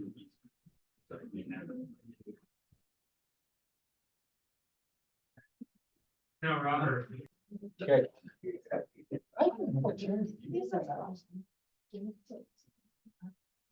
Okay, I guess, we've adjourned from the regular council chambers and we're on, in what's called the DRC. President Mayor Wright, do I need to do any further than that? Okay, And everybody else. and everybody else. Everybody else. Okay, This is a work session, not a closed session. okay. A work, I didn't say closed session, did I? No, I'm This just is saying, work you don't have to session. label everybody. And we have the doors open, so anyone is welcome to join us. We're gonna give a couple of projects on or some updates on some projects. So the three that we're gonna focus on the corridor. So I want to explain what we mean by the corridor. We have several planning projects that we're working on. A lot of them are working with other agencies, or we're working with regional partners, or whatever it may be. But we don't, a lot of the times we'll involve the mayor and city council if it's on a committee or if we have open houses, and a lot of the day-to-day stuff that we're working through on some of these planning projects, we're just taking care of them at staff and then at staff level, and then we bring them to the city council when we have some of these major milestones along the way. So the three that we want to focus on tonight is first one, the Payson Station area plan. So that is this area up here. Well, maybe you can't even see you can't even see. Okay, so the big circle, the large circle that is on this map, because my mouse is not working. Oh, there it is. Okay, okay. We've got it now. So anyway, so we've got, yes. So this is where the exit is. So this is a Payson Station area plan that we're doing as part of the update for the future front runner station. Then we also have the Main Street, the North Main Street corridor. So we're calling that the Payson Downtown Gateway Plan. So we have the corridor that's really between the station area plan and continuing down North Main Street to get to historic downtown Payson, which we have the Main Street reconstruction project that's going on. So this presentation is going to be mostly focused on the Payson Station area plan, with just showing the interrelatedness with these three plans that are shown here. But another reason that we're focusing more on the Payson Station area plan is we're further along in this process, and we're nearing the plan adoption stage of the project. This project started in 2022. Because of some things that I'll mention in the meeting, it's taken us a little bit longer to get through this planning process, but as I mentioned, we're nearing the end. And so we want to give you an update of where we started, all the efforts that's been taken place through various agencies in order to get this plan in front of the city council for adoption. So moving on. So the station area plan, we're trying to develop a framework, a strategic framework for an area that's about, well, it is a half a mile. It's a half a mile radius from where that new interchange will be. So as you can see on this map here, this just shows the planning area. So any area that touched that half mile radius is being considered as part of the station area plan. So it's basically from I-15 to Main Street on the northwest side of the freeway. And then it's from I-15 to Arrowhead Trail Road on the southeast portion of how it comes in. How many This- acres is that, Joe? I don't know. That is a great question. Huge. But it is a very large area. The majority of the property is owned by the Church of Jesus Christ of Latter-day Saints, being managed by PRI, with some property that is owned by by UVU. And so that area or that property is about 30 acres in this location here. Anyway, so just as a little bit of background, and I know for some of you it will be an update, but especially for new council members who want to give a little bit more background of the planning efforts that we have taken in order to bring this Payson Station area plan to you. So there's been a systematic approach to our planning efforts. A lot of this started back in 2011. So, we're over a decade of working on plans in order to make this area, or this to be a new development area for Payson, a new gateway for Payson. There's a lot of opportunity that comes with new transportation facilities, and then also greenfield development. This area now is part of the Bamberger Ranch Farm. that the church is using. So there is minimal development on there. I think there's probably 3 homes that are on this property. Some of the property was donated for, the veterans home and different things like that, but it's mostly greenfield development. So there's a lot of opportunity there. We've got interested landowners, we've got UDOT, we've got UTA, we've got all of these different agencies that are working together. But it all started with the Bamberger Ranch annexation and specific plan that happened back between 2011 and 2013. And then from there, there was an environmental impact statement. I know we use acronyms all the time. So if you don't know some of these acronyms, tell us to slow down, explain what it is. Even like earlier tonight, we were like CDBG, and sometimes, we need to slow down and we need to explain a little bit about, what this different terminology is. But an EIS is an environmental impact statement that was completed by UDOT, where we're looking at Interstate 15. That's a UDOT facility, and also working with FHWA, which is the Federal Highway Administration. Anyway, so from 2015 to 2019, that EIS was completed to identify additional opportunities for transportation in that area. That resulted in identifying a new freeway interchange, or an expanded interchange, because the existing Main Street interchange will remain. There will be some modifications to it, so it's expanded interchange, and then also a beltway that brings a beltway corridor, another arterial road corridor that will come down to access the east side of Payson. So I think you can see that a little bit here. That little orange line. Yep. So you have this area that comes down to SR 188. So that was all done as part of the EIS. From that, then the city, because of those planning efforts from outside of our organization, then we looked at our general plan, and we hadn't anticipated that there was going to be, we knew that we were going to have expanded transit in our community. We knew, we've always known that we see an opportunity for having front runner in our community, but we didn't know exactly where that location was. For many years, we planned that front runner station was going to be on the 800 South interchange. But because of all of this other planning effort that happened, it was determined that the best location for that front runner station would be on the north interchange. Was that also because you decided to move from 800 South up to where they're currently? I think that I don't know exactly what was first, but I think UVU, when they saw the additional transportation opportunities, I think a lot of things all happened at the same time, but I really think it was the EIS and the new interchange that then the dominoes started to fall of UVU saying, okay, this could be a good location for us. And then UTA started looking at ridership numbers. And it's like, oh, okay, we probably need to be where the university is, to increase ridership numbers. And so since that, and then as you can see here, just even these listings here, we've just progressed from each of these plans. So because of the EIS, we changed our general plan to show, new roadway systems. Okay.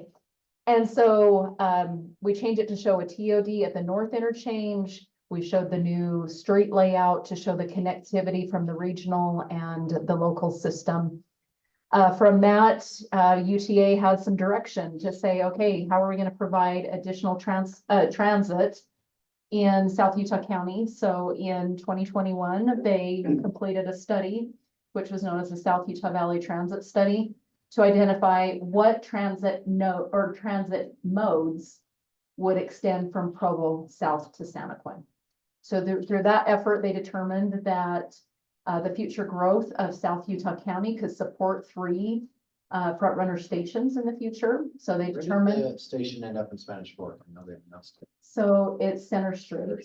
So it's on the west side of the freeway off the Center Street. What would be a future Center Street? Conducive with the line coming that way, that's where it come from, is from Spanish Fork, Yes. right? And is there a contingency plan if UVU decides not to come and we don't have a front runner station in this area? PRI is gonna be able to fill that. Well, Well, I think that part of the planning effort that we have for this area, I mean, we still definitely want that education component as part of the overall plan. But a lot of the ways that a transit-oriented community or a transit-oriented development can occur, it can still exist around a front runner station without having an education component. But there's no Or- indication that UVU is not going to come. Every meeting we've had with them, they're gonna come. Right. Maybe they reconsider what it's going to look like, but every meeting that we've had with them, they are very emphatic that they're gonna. But if, So with, oh, go ahead, Dave. no, but if they didn't come, we would still have front runners. Right. It's not gonna go away. Again, that's why I said PRI, they've got big plans for that area. In the front, I mean, it would be, I mean, for ridership numbers, it'd be great to have the university there, and we see a lot of benefits of having that educational component to the overall plan.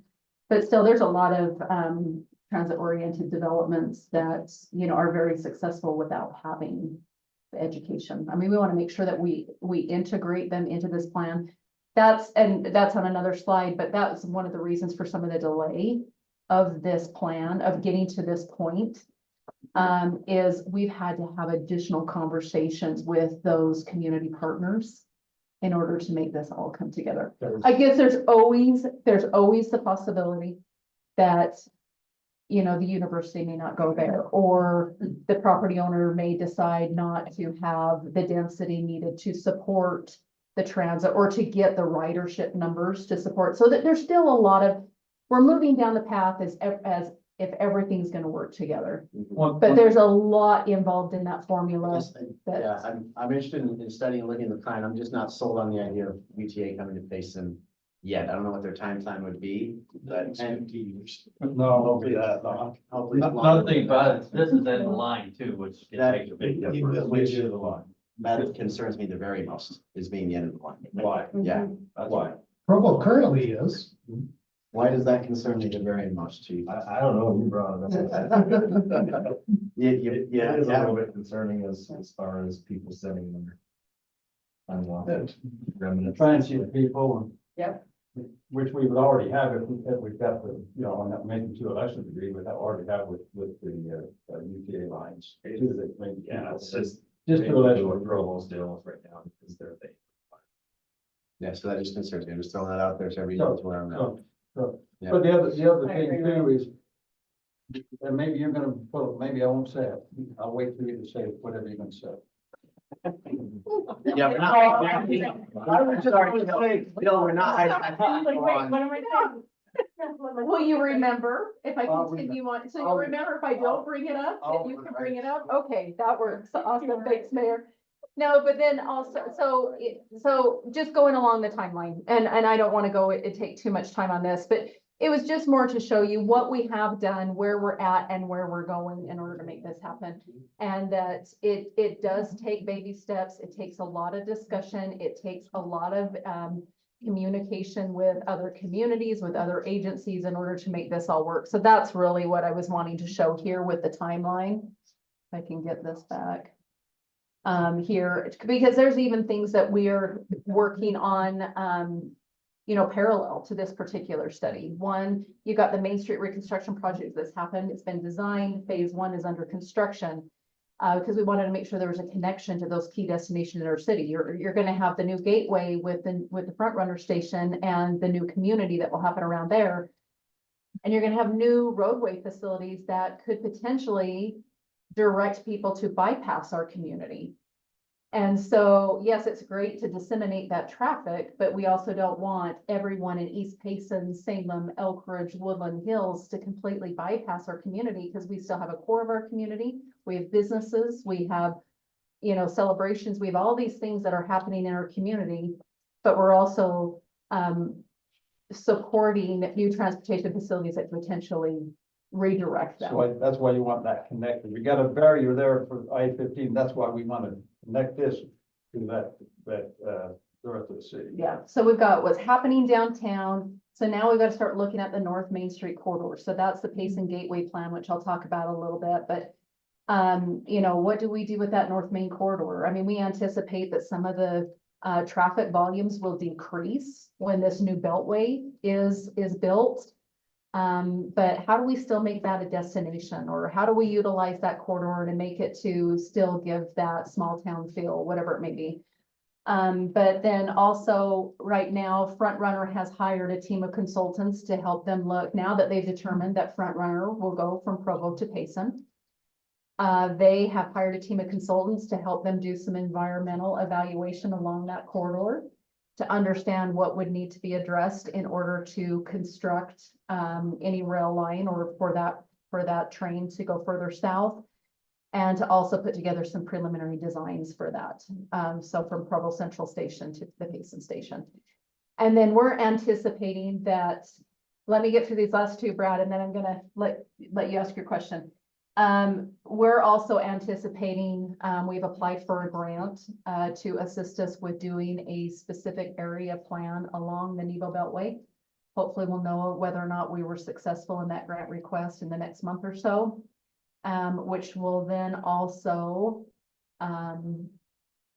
create the need for us to again amend our general plan, which we are anticipating that will happen in 2025-26, that fiscal year. And that's about in line with usually you're updating your plan, every 5 years. So anyway, that's a snapshot. Brad, you have a comment or a question? Are they putting another rail side by side, or they use the existing rail? So they won't be able to use the existing rail. I think there's, they Tear it off the one there, just put it in the same Yeah. spot. So, because they put the concrete ties in. Well, I knew that, I just didn't know if they were gonna keep the old, Yeah. what is the old mill, you read the line or whatever. yeah, they'll still use the Tintic corridor. But, there'll have to be new infrastructure that's placed in there. And I think that's I think a lot of that will be anticipated in the study that they're doing now that should be wrapped up. I can't remember if it's the end of this year or the beginning of next year, but that's what they're looking at with the environmental. They'll also be looking at ridership projections, as the cities continue to grow, and then they'll be looking at preliminary designs. They've been getting into quite a bit of detail.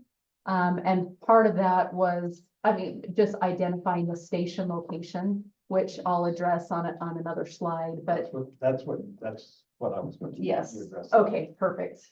So we're on the same page, Mayor. Okay. So anyway, moving now, it's like frozen. That's. Okay. Okay.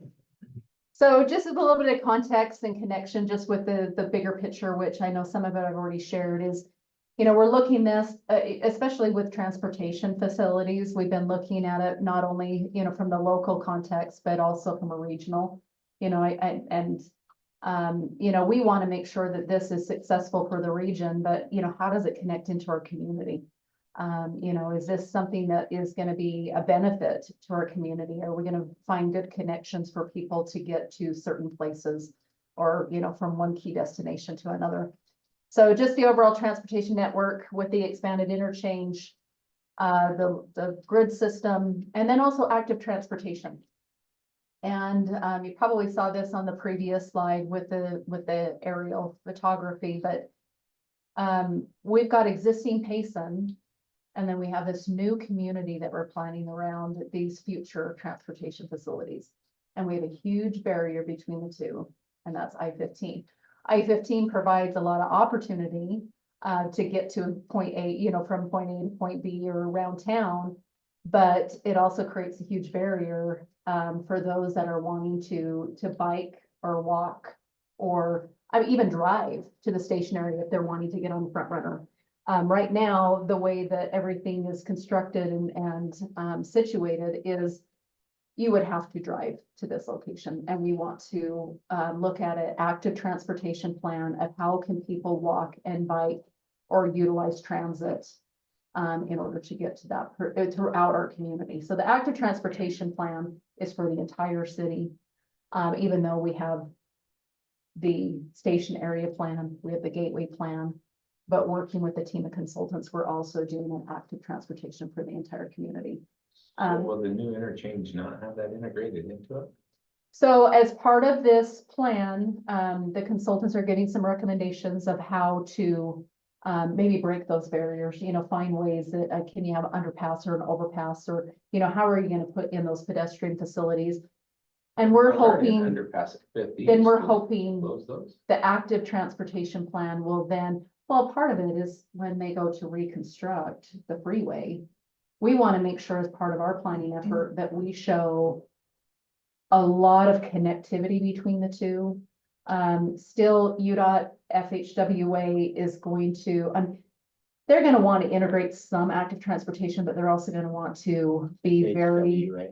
FHWA is Federal Highway Administration. So their focus is just vehicles mainly, and that's why the consultants that we have to hire and we talk to, that's what we have to interject. yeah, we're really wanting to integrate the pedestrian aspect of it and get it in our plans, because as they start to design these facilities, they will, talk with the city and look at our plans. And we want to make sure that it's very clear that in order to reach those ridership projections, we're gonna have to have a lot of accessibility from one side of the freeway. We need to convince them that this is what we need. Yeah.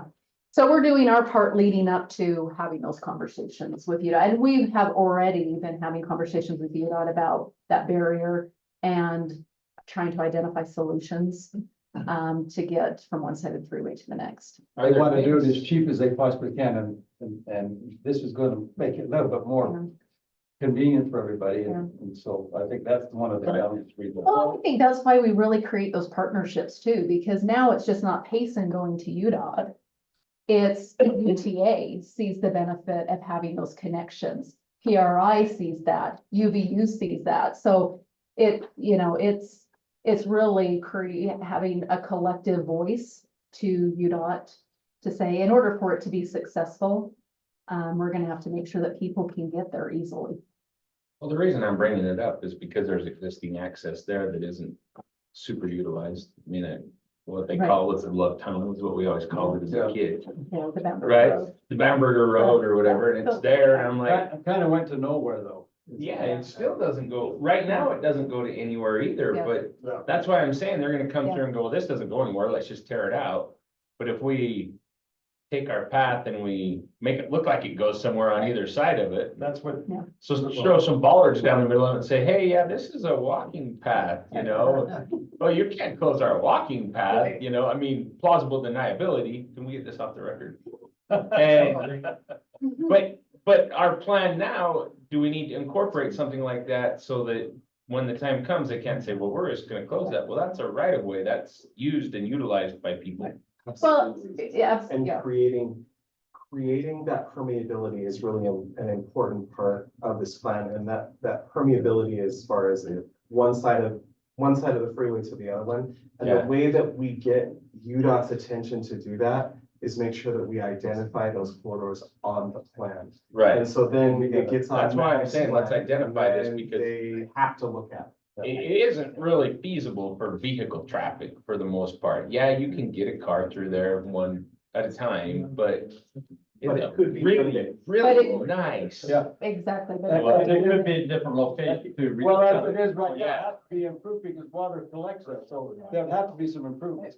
We need a boat. Yeah. So it's a waiting You know, pond. and along with But that, I'm that's just, why I we're. don't wanna lose one of those accessibility points because we've said, oh, well, it collects water, let's let them get rid of it. Because if you were to just run bicycles through it, we could go in and grade it out, fill it with 4 feet of gravel, and you'd still be tall enough to get through it. Well, and we won't you know. know until, and I didn't put this on the previous, the timeline. Because I don't know exactly where it falls, but I mean, we've received funding for phase 1 of the interchange. And we're still working with UDOT exactly, when the design process will start, when the construction process will start. So we'll be able to fill that into that timeline soon. But along those, I mean, just anticipating that we know that phase 1 is gonna happen within the foreseeable future. We've already started having those conversations with you. I mean, we need to get them in our plan, and that's the purpose of this, and this will be this will become part of the general plan. It will actually be a general plan amendment. We will add this to. So then we'll be able to say this is part of our plan. I know. But we didn't want to wait till the plan's amended. We've been having conversations with them now about the importance of the connectivity. But yes, you're absolutely right. Even if it's just a trail corridor, or if it's a bike lane, or whatever it is, we've got it. But I know you've got those braided interchanges that they've got to go over that and they're gonna look at that and go, we're not gonna put it there. And that's why I'm saying it's gotta be the plan ahead. And then also just the transit studies, that have been happening. So there's been all these things that have been happening. And then the next one is transit-oriented development. So because all of these things have come together, transportation, the transit, the educational component, all of those things, it gives us an opportunity to look at a transit-oriented development for this area. So here's another acronym. We say TOD all the time, but just to confuse, so you got transit-oriented development that could go along this area. Also, UTA has been taking a shift to more transit-oriented communities instead of, so TOCs instead of TODs. TODs would suggest it's just a single development that's near the near the transit station or the high-capacity transit service. And UTA is now promoting, and you may hear this sometime, through your, in your term, UDOT coming in or UTA coming in to say, they actually want to work with cities to build transit-oriented communities. So it's not just one development, it's your whole community is transit friendly. Whether it's, the front runner station, or if it's bike lanes, or if it's trails and pathways, or if it's bus service through your community. They want us to look at it from a community standpoint, not just a development. And in Payson's case, that's going to be really important with our active transportation plan, is because MTech, we're going to have MTech and the Red Bridge development that's happening on the South Interchange that's going to generate a lot of traffic. And how do we get them to the front runner station quickly, easily? How can it be competitive for someone to drive just a little bit further to get to the train versus just staying on I-15 to drive to wherever their destination is? Just a connection there that, on the rail line that would run back and forth. We've talked about that. Right. Right. One Yeah, so I night- think there's a lot of solutions. One day I think about where we're playing this now, when it's Greenfield, we can rent this a really nice place. I've done Front Runner, and most of the spots are they're just terrible. There's nothing there. It's a big parking structure, or, That won't be the case coming up. The legislature passed last year all of the stations that are. right, but most of They them are all already have in. to upgrade. Right. No, but they have to. Yeah. Oh, even the ones that are bad. They're going back. Every one of them has to. And I've got that too on the, but Brad, you were gonna make a comment. Yes, so, speak like the Red Bridge MTech area, didn't we give those guys, transportation oriented development testing? We thought the train was going to come there. In hopes that it would. How, so. No, they didn't. They didn't give it all. No, we. It's not, That was a portion it's of an it. overlay, it's an overlay. But so, my question is how do we ensure that if we feel that they will come type of thing? Is that a guarantee, or is that just something, I'm just saying, if you stack 9 million townhomes or apartments around this area, and then the train don't come, and then all of a sudden we got this great big quagmire of problems. I just wondered. Well, shut up. Let me go with that, because I think that's a great question, because transit-oriented development and its associated density doesn't necessarily have to be directly associated with the train. No, I understand that. I Right. was just wondering. And so we've accommodated in Red Bridge for UTA to be able to service all of Red Bridge and all of those units and things like that with bus systems. And they have been willing to do that. But you're right. It's a chicken and the egg thing. Does that, that capability is already there. We have that capability long before Red Bridge showed up, right? To service Yeah, with UTA. yeah. So it really wasn't dependent on what we built. But UTA servicing it at the level of TOD is dependent on what we allow to be built.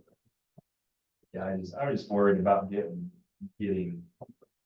this great big massive thing, and then we need it, and they're like, no, we're not giving it to you. So not We having, gotta deal with it. so not having the T of the Yes, TO. right. Right. Right, That is a big Yeah. concern. Yeah, I was just, because I look at it from a traffic standpoint, I'm like, okay, we allow 5,000 high density units right here, anticipating that we're gonna have to stop to get them out of town and all this stuff. Which is kind of a dream anyway, right?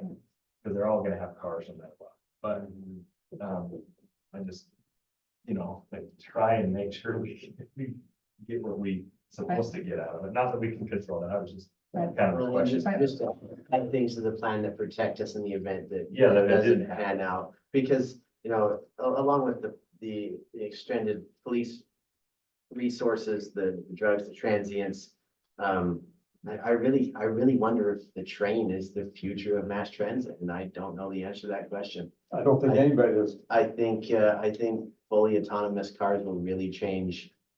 Why would I get on a train? Speed is the only thing I can see. UTA trains aren't that fast. I know, and that's what I'm saying, those trains have gotta get going faster. Yes. And we can only do with the knowledge that we've got right now too, Yes, I know, but let's just build some things in the plan to say, Dude, but that's if not, with California, But it- Vegas. but I just don't. We're not gonna get those kind of. I just don't know if my daughter will be using a train. That's all technology. you see China and stuff like that. But I'm supposed to have a flying car. The Jackson. I've been in KJ Bay in France, I mean, it runs really fast, but we're not getting those kind of. We're Front runner American. does not pull out speed, front runner ain't max speeds. Yeah. Well, and those are good points, and I'm sure that UTA is thinking about, how they can make the commuter, service faster, quicker, and I'm hoping that they're thinking of how will technology change or what opportunities will be there. They'll still have that corridor. I mean, whether or not they'll use that corridor, I'll have to look at other corridors, but But for them to come and say, we're only gonna come if you're a TOC. Thanks. Yeah, but when I say something too, I mean, this is outside of the box. You look at the price of housing now. If it's a house or a car, what do you think you're gonna get? The car and live in mom's place. Huh? Well, I know that, but you don't need to do that. That's what my kids do. You don't need to do that. You see what I'm saying? You're a new family. You can only afford one little cheap car and you both work. Yeah, there's a market for. So I can see, I mean, we're putting ourselves in that situation with the price of housing and rent. That I could see, I mean, we all have cars. I have many cars. I don't need them all.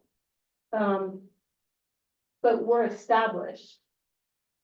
The people coming up now, how are they gonna get to that establishment? Because even $500,000 and now you have to make $110,000 to even afford a beginning house. So you just think about that. That takes both people working. And can you afford a $50,000 or $60,000 car? Or, I mean, even to afford a $7,000 or $10,000 car. I can see where it's almost gonna push them to have to use the railroad because just look at the inflation. It's not gonna come down. It will level out, but it's not gonna come down anymore. It's where it's at.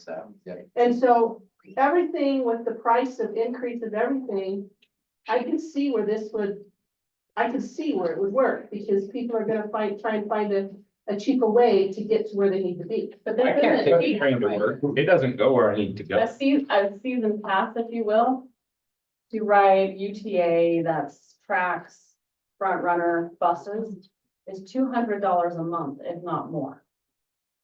The cheapest version is like to buy, I think it's 2 or 4, But if- like a day pass. But if you're students, But if you're students You or get it way commuters, cheaper. you're using it every day. Free. Yeah, And It's $200 a month.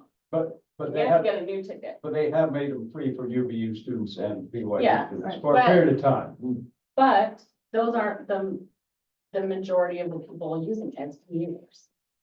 I've been on it. I mean, the train is full every morning and every evening. oh, I know, it's $2,400 in gas. Oh my heck, I go through way more than that every year. But who's to say they won't increase? They'll increase the price. Oh, For this too. Well, I'm sure they will because they have to do the maintenance on it, but it's still, it's something that we have to look at. And maybe, and later on, like they do in these Japan, you know, where you're on top of each other. And their trains become faster and faster. But it's kind of like. And I hate to say it because it's like pushing. More building and more density that we really don't care for. And I understand that.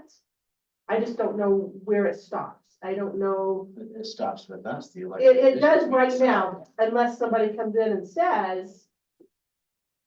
You've got this much ground and this is how many people we want on it, and we're gonna tell you, this is what we're doing. And again, that comes. Which with one's the state? professionals. That's the state, I know that, it's not us, it's the state, that's what. Because we're subdivision. I know, and I love the plan, Jill, let's keep working on the plan, but I Well, don't know if we can build anything in. No, this is instead of- great. This but- is great. But if not, Yeah. what is this area Yeah. looked at? But I want to just clarify one thing, because I don't want to make it sound like it's like us against them. It really is a partnership with UTA and trying to find good transportation options for all. And if we're not, if we're not, if we can't get people to this location, they will not invest in a station in Payson if it's not going to make financial sense. Yeah. And if it's going to outprice, I mean, if what it's going to cost for the capital improvements and for the maintenance, if it's going to be $400 a month or something, they're going to look at all of that. You know, part of it they will look at with the study that they're doing now. But before they make those decisions on capital investments, they're gonna have to work that out. As being the southernmost city that they're looking at now, because the study showed that Santaquin wasn't quite there to have a station in Santaquin, and so it's just express bus to there. You know, we don't want to see the front runner just extend just to Springville and stop. No. Or go to Spanish Fork and then stop. Yes, it gets us closer to Payson and to our residents. But if there's gonna be some significant capital improvements that are put into this line and there's an opportunity for that other mode of transportation, we want to make sure that the development that we create around it, that is part of our plan, would support that investment into our community. And also There is the protect chicken and the egg existing- thing. There really is Yeah, the chicken and egg thing. There's Yeah. costs, But, and all one of of the that. reasons we want to see that is because we want that Neville Beltway to be developed, and that'll be our future tax base. And I think that's where this conversation is. We don't get all our eggs in one basket. If the train doesn't come, will this community work? If Right. the Beltway doesn't get completed, will this community work? And I think we just have to look at it that way. And it's ideal, everything there, but if it's 50 years till the train gets here, I don't see that this area would die, in my opinion. Well, see, one of the things, and I'm probably jumping in here too, Joe, but one of the things that we considered as we looked, and I say we, I've been to a lot of the meetings, so I have to keep my mouth shut sometimes, but you're looking to where that station's going to be, you know, and you really wants to have it to be on their side of it. But it doesn't make sense if we don't know what UVU is gonna look like, and so there's a scenario where it's a little bit closer to the PRI area, which would suffice to help that, you know, that would be good enough for that, stuff for us. No, that's why I think these comments are great. And I think we need to be thinking about those and having that conversation with, whether it's the consultant team or, with our community partners, whatever it is, because, some of it is chicken and the egg. But, I think it is, worth asking. But the other thing about Can't have any eggs transportation, without a chicken.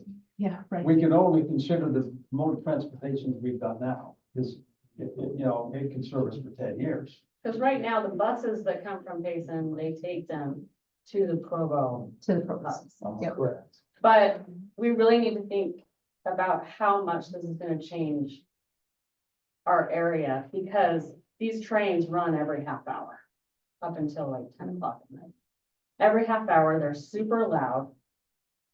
And they have to have so much room on either side. And and then the transients, I've seen it. I encourage anyone who hasn't ridden Front Runner to ride it all the way up to the North Temple Station to Salt Lake. Now go past. Transients, Go to Ogden. yeah, that too. But transients camp along wherever the train is. And it will bring the transients, it will make it super ugly, it will make it super loud.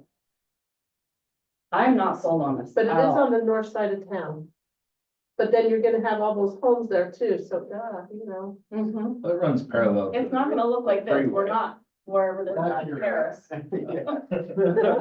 Paris, but I live here. I know, but it's clearly So Europe. really, the second the UTA shows up, the small town feel's gone. It's So gone. where is this picture? Yeah, but we can't ignore it. I think with that There's too, no way it's, we can ignore it. I think we can stay that off. but we also want to see detached single family on larger lots, and if you can have a more dense population next to transportation, next to services, next to employment, that provides the city the opportunity to provide other housing product and lot sizes elsewhere in your community. If we are just 100% detached single family on larger lots, is that the best use of the land?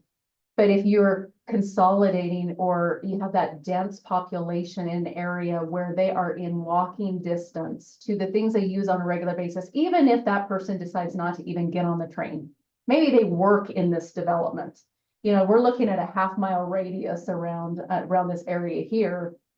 They could still live in these residential and they could be walking, you know, a quarter of a mile to the industry that they work out on the periphery of this development. And so that's why we have here the typical land uses that you'll see in a TOD, because you're gonna have that, that downtown core feel near the front runner station. And I disagree with that because. But you're gonna have every single other stop- uses surrounding. Every single stop going north, there isn't that community feeling. It's dangerous. It brings in the problems of the higher density housing. I mean, you ask the police officers, they are going to high density all the time. It's not a place where people really, like in Salt Lake City, the North Central Station has a ton of apartments around there. You go look at the price of those apartments, those people are not riding front runner. They're working in downtown. That's different than here in little old Payson. Well, in the neighborhood that that train station sits in was historically where the homeless camp was. It's now since been distributed all across the Salt Lake County. So there's less and less up there, but there's more. still quite a few. They just moved away from there and started camping on the median. It's not street. necessarily train stations. I mean, if you go across the country, yes, train stations are generally those that are open most of the day. Mhm. Utah does have a homeless problem, just like Los Angeles does, just like New York City. Well, it's because those cities bus them here. Just No, like not Arizona, necessarily. just like Arizona. They do. Part of the issue that you're gonna run into is the state has mandated that anybody that is supposed to have a stop has to do this plan. So we don't have a choice. Right now, we're getting funding to help us, and we're getting a lot of help from the state people, UTA included, to get this done. That's what we're doing. Now, whether it actually materializes in the future and turns into something, maybe. It's just, we are required by the state as of last year to do this. And unfortunately, if we have to bring in the problems because it doesn't go to Santaquin, that's what we'll have to deal with. Eventually, I think. But then those decisions will be taken out of our hands, and believe me, the state. will I do that. understand that part. None of We need to that- make sure that this is a benefit and We- not a hindrance to our Absolutely. city. And already bringing that, I see it as a hindrance. We have an advantage over the northern cities though, because the city grew around and then they brought front runner through it. We're bringing front runner and giving us the opportunity to build to it. So I think that's different. When you look at the Provo where it's right there under that viaduct, that's where their train station is and the changes, I mean, they've tore buildings down and they're really revamping it and bringing it up.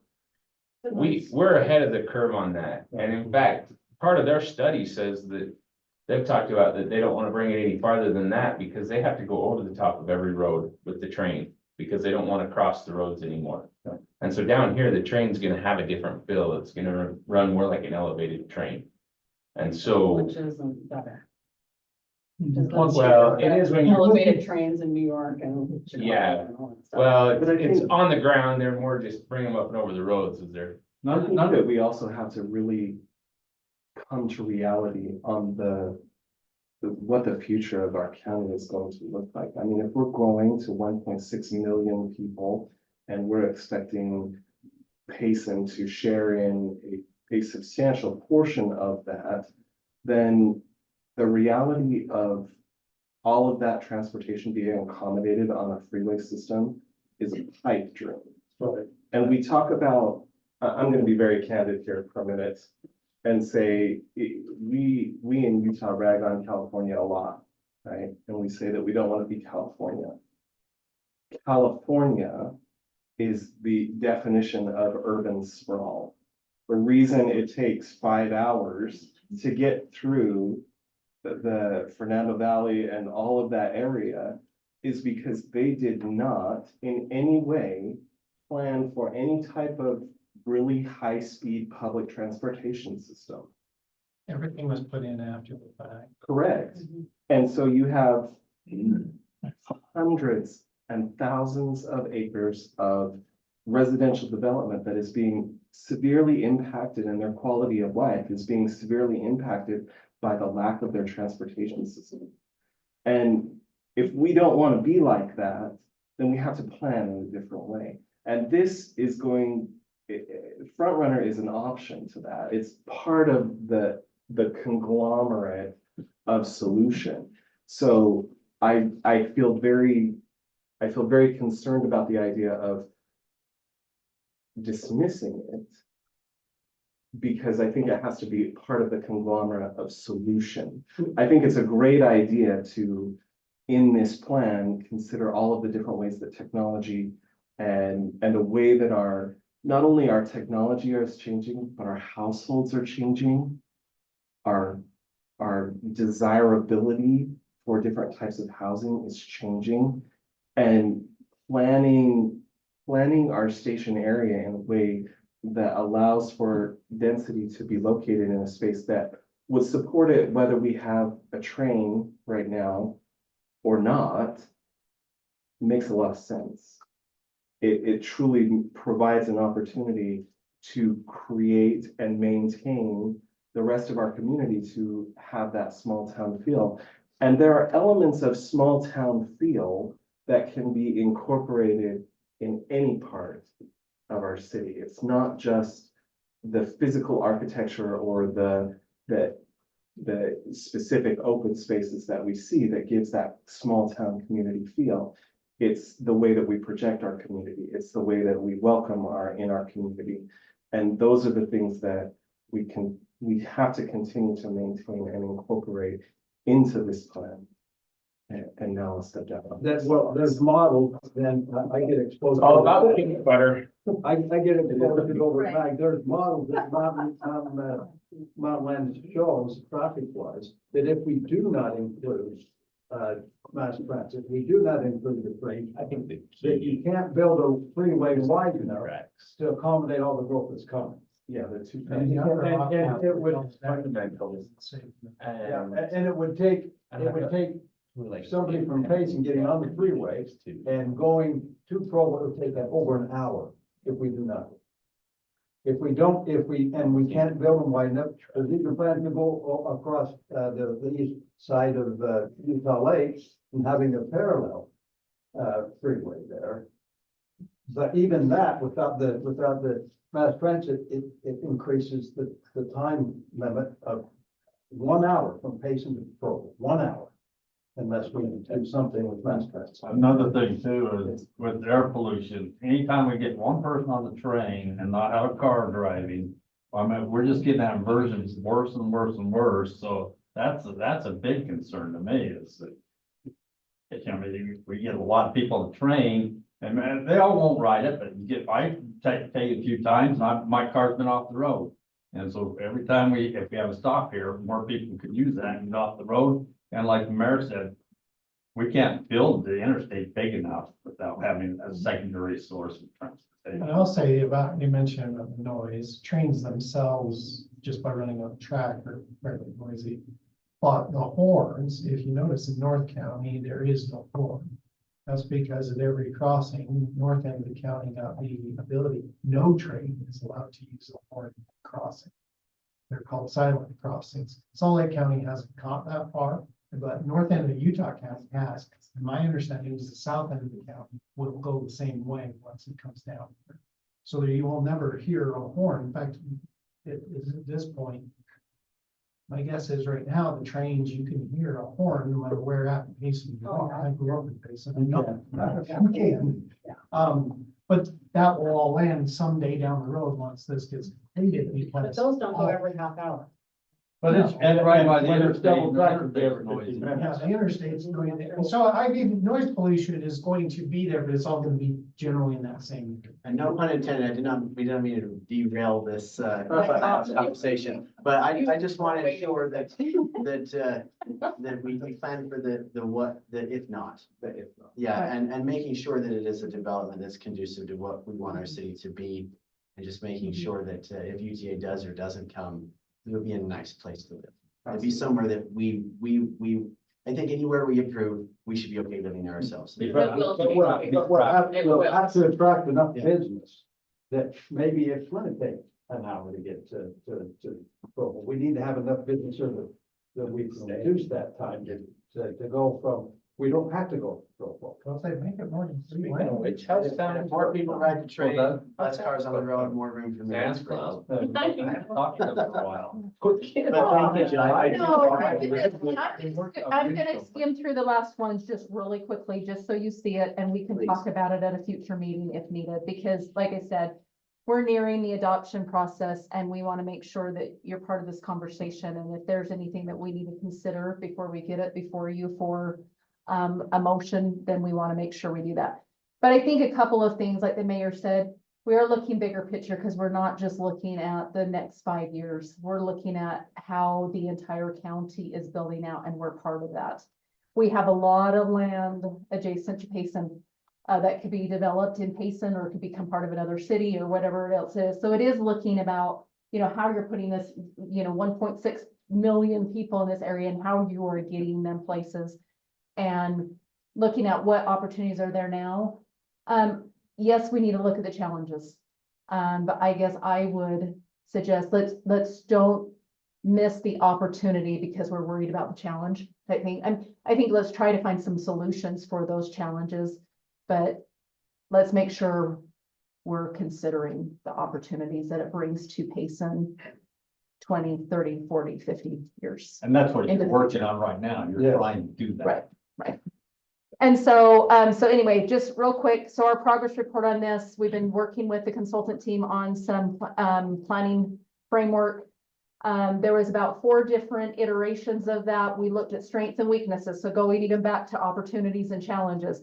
With each of those, we started looking at, okay, what works, what doesn't work. And a lot of that had to do with the station location, like the mayor had mentioned, is we have UVU that wants the platform right on their property, right next to their university. And then you also have, PRI that sees the opportunities that come with actually having the platform on their side. So Property reserve. The church. yeah, sorry, Property Reserve Incorporated, there's another, anyway. Which is the church. Which Yeah. is, That's the financial arm of the church. yeah, so it's the real estate, it's the real estate estate. of the Church of Jesus Christ of Latter-day Saints.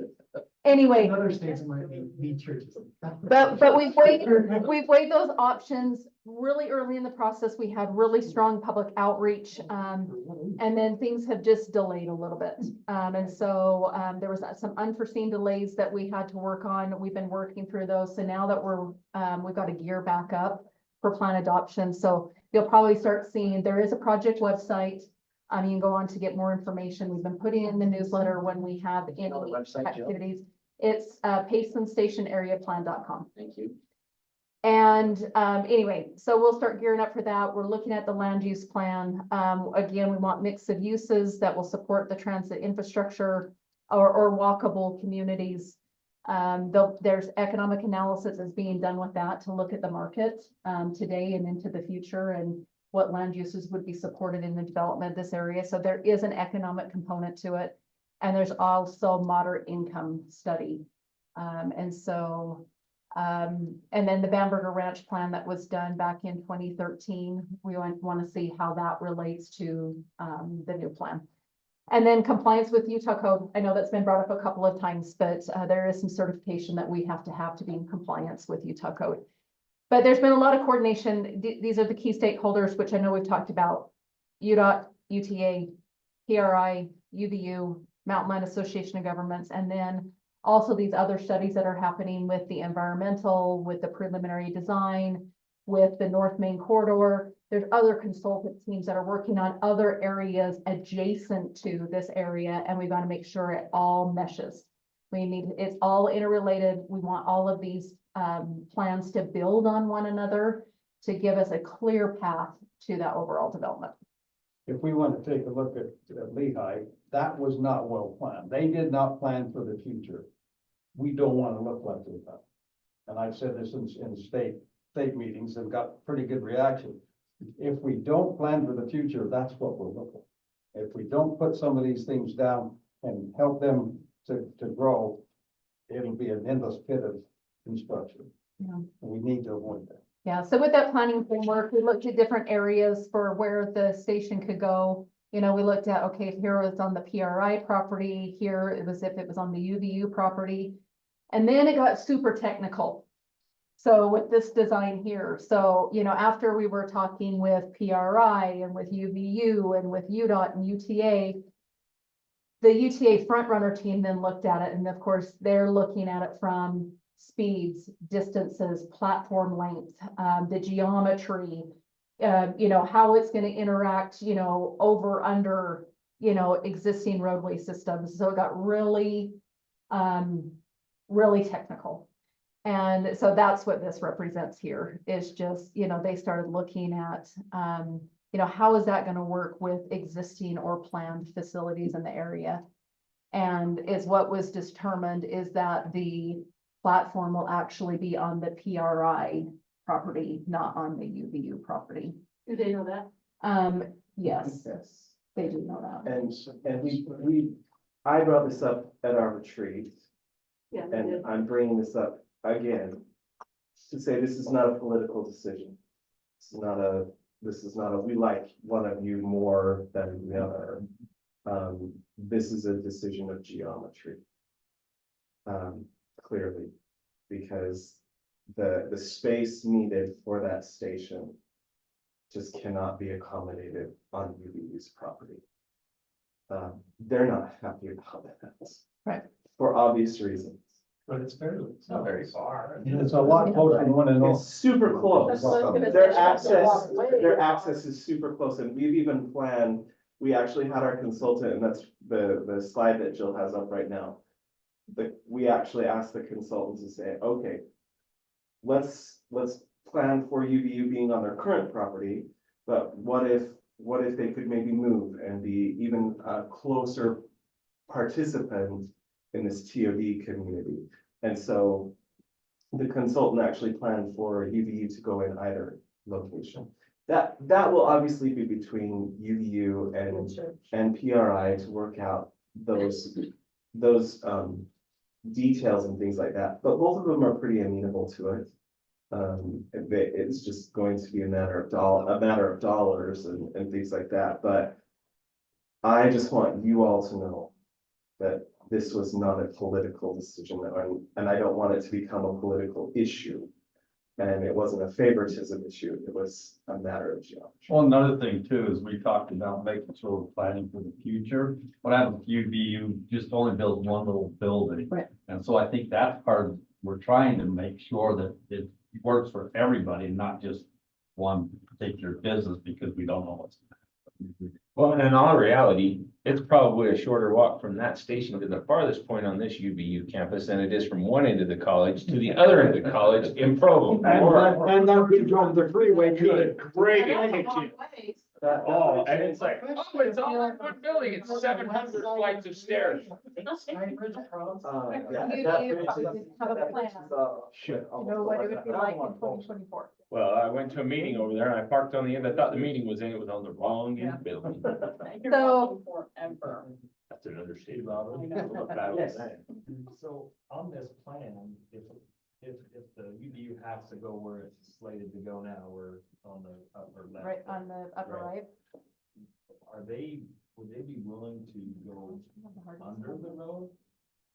To Yeah, so provide we- student access rather than over the top? So that's the other thing that we've really wanted to focus on, because we talked about permeability of the freeway. but we've also, a really important part of this is permeability of the beltway. And so to provide really safe access, and really there might even be an opportunity for, like an express bus to come under straight to the station, which would even provide more access for not just UVU students, but for everybody. A better way to access that through their, yeah. Just for the record, engineering does not like this road layout, but planning does. Engineering loves curvy lines. That just makes. I don't anticipate this plan. A lot of grid there, come on. A lot of grid, it looks. There's a lot of grid. How much have you had to Concept, it's not engineered yet. Yeah, I can't even get my, So the whole concept of that is. See is what a I have in your radial comment? type grid that focuses into the station. Robert, is that wagon wheel you're talking about? That is- No. We've had this battle. We've had this battle. I haven't brought this up to the consultants. You know, but in defense, I would say design right here, our freeway doesn't really run east and west or north and south. It kind of comes through at a cockeyed angle, and so it's really tough to continue with our north, south, east, west grid and line in the middle of this And not without tons of wasting tons and tons of It land. makes it a little friendlier too, I think, than just a bunch of squares in the middle, We don't want any of that. So, I like the square. The only problem with this is you have to go to. Oh, good. roads. This is because the you last cannot slide, do right? it. You cannot use our grid Yeah. system. You No. can't. and then I'm just gonna vote into meeting. So these would all have to have a name. like the main. The biggest problem with this is that's pushing board boundaries, right? Nobody likes that. So I think a lot of it actually. Next step, and I think I went over these through the conversation, but we're working towards plan adoption. We've got to have some final coordination with the stakeholders. We've got to complete the land use analysis. We've got to make sure that we address the station area plan certification that was mentioned tonight, because we are required by law to have a plan around the fixed guideway, which commuter rail meets up that requirement. Public outreach, we'll let you know. We'll keep you updated on what the next steps are, and there will be an open house. So we'll definitely want to encourage you there. The last one, Open house tomorrow. so the next one tomorrow. So we're working on the gateway plan. Gateway. Anyway, Gateway is North Main Street from historic downtown, not necessarily to include downtown, but it's how are we connecting the station area plan, which is up here, which you're probably not seeing my. Oh gosh, I have the hardest time. I know I'm trying to get over there, but I'm like clear across the table. Talking to red, so think of it, so you're on the screen now, and then move over there. Yeah, I'm trying. Okay. Don't do that. Look how far I am over on the, okay. So anyway, so you got the station area plan that's up here. And it's gone. And then it's gone. So anyway, so you've got the North Main area. We're actually dividing it into districts. We think there's some different opportunities, which each of these different sections, of course, we all know that historic Main Street or historic downtown is the core of our community. It's those historic buildings, it's where our celebrations, everything are. In the green, we think there's still some opportunity. Again, small town feel Payson. When you start to look at that corridor, you've got a lot of residential properties. Is there an opportunity to still maintain residential, but introduce some commercial, and what commercial uses would those be? What would be appropriate? Do we want to support redevelopment? Do we want people to maintain existing homes? If new construction happens, do we want it to have a residential flavor, just to give that feel? But what other opportunities could happen with some of those larger vacant parcels or redevelopment parcels up in the red area? So anyway, starting tomorrow night is the open house for the North Main corridor. I know there's been a lot of conversation on social media that we're widening the roads, we're tearing down historic buildings. We're gonna tear up, and So I stay out. That escalated And- really quick. And it did, it really did. I really hope that everyone that commented actually comes to the meeting. I really do. I hope we have a really good turnout. Yes, it's really focused for the residents that live along there and the property owners and the businesses, but everyone is welcome. That corridor is traveled by everyone in Payson. But we definitely want to make sure that we're listening to the residents and the property owners along that corridor and the businesses. Cause that interchange and front runner and everything we've been talking tonight is really going to change what happens in that area of our community. And we want to make sure we get a lot of input. We have a date of when they're gonna start the interchange. No, the third day of never. We're getting, right now, we're waiting for the UDOT attorneys and the church attorneys to agree on the donation of the land that the church is gonna make. Without that donation, that $100 million is not ours. That won't been worked on a year, so. Because Yeah, it's been a while. And the Yeah, but kind of land there it's- is actually a little larger than they kind of anticipated. Oh. So, And so once that donation has happened, then that $100,000 comes in, $100 million comes into play. For about 7 minutes. Yeah, comes into play, and then it takes 18 months to 24 months to do the engineering. So it falls in line with these plans that we're doing, you know, even if they start designing those roadways, we'll be able to get these plans done, hopefully the Beltway plan we will have done. Cause I know that before they start constructing that road, if we need any utility corridors or any utility crossings, those are gonna have to be done before that road's built, because it's gonna be very challenging to cross that right of way once there's a new facility built. And if we don't do that, the wave's coming. We're gonna- So is Arrowhead on all this? Is it unencumbered? Where the transmission lines are right now, Well, like Arrowhead Trail Road? right. Because and I'm you've got planning on that transmission buying line. some land. Buying right now. stuff, Yeah. okay? Right by Ray Lot. Right, We're trying to buy some land there from the church and we're gonna do a Yeah, couple substations and then there's transmission lines Yeah. going out of there. We just have to figure out. what Yeah, the, and we're trying to UDOT use needs to theirs do. so we don't have to pay. right. And then to supply power to that area. And I'm just wondering, Yeah, so we'll protect the corridors that are still there. If there's Okay. some other corridors that, you know, that need to cross somewhere, I think we would look at that as part of the Nebo Beltway specific plan that will So- be hopefully starting on so would this you summer. got help pay to move them or kind of like what's happening in Springville on 1600 South where they're helping pay to move all the power lines and then, I hope we don't have to move power lines, but yeah. they're very expensive, Yeah, they do. but.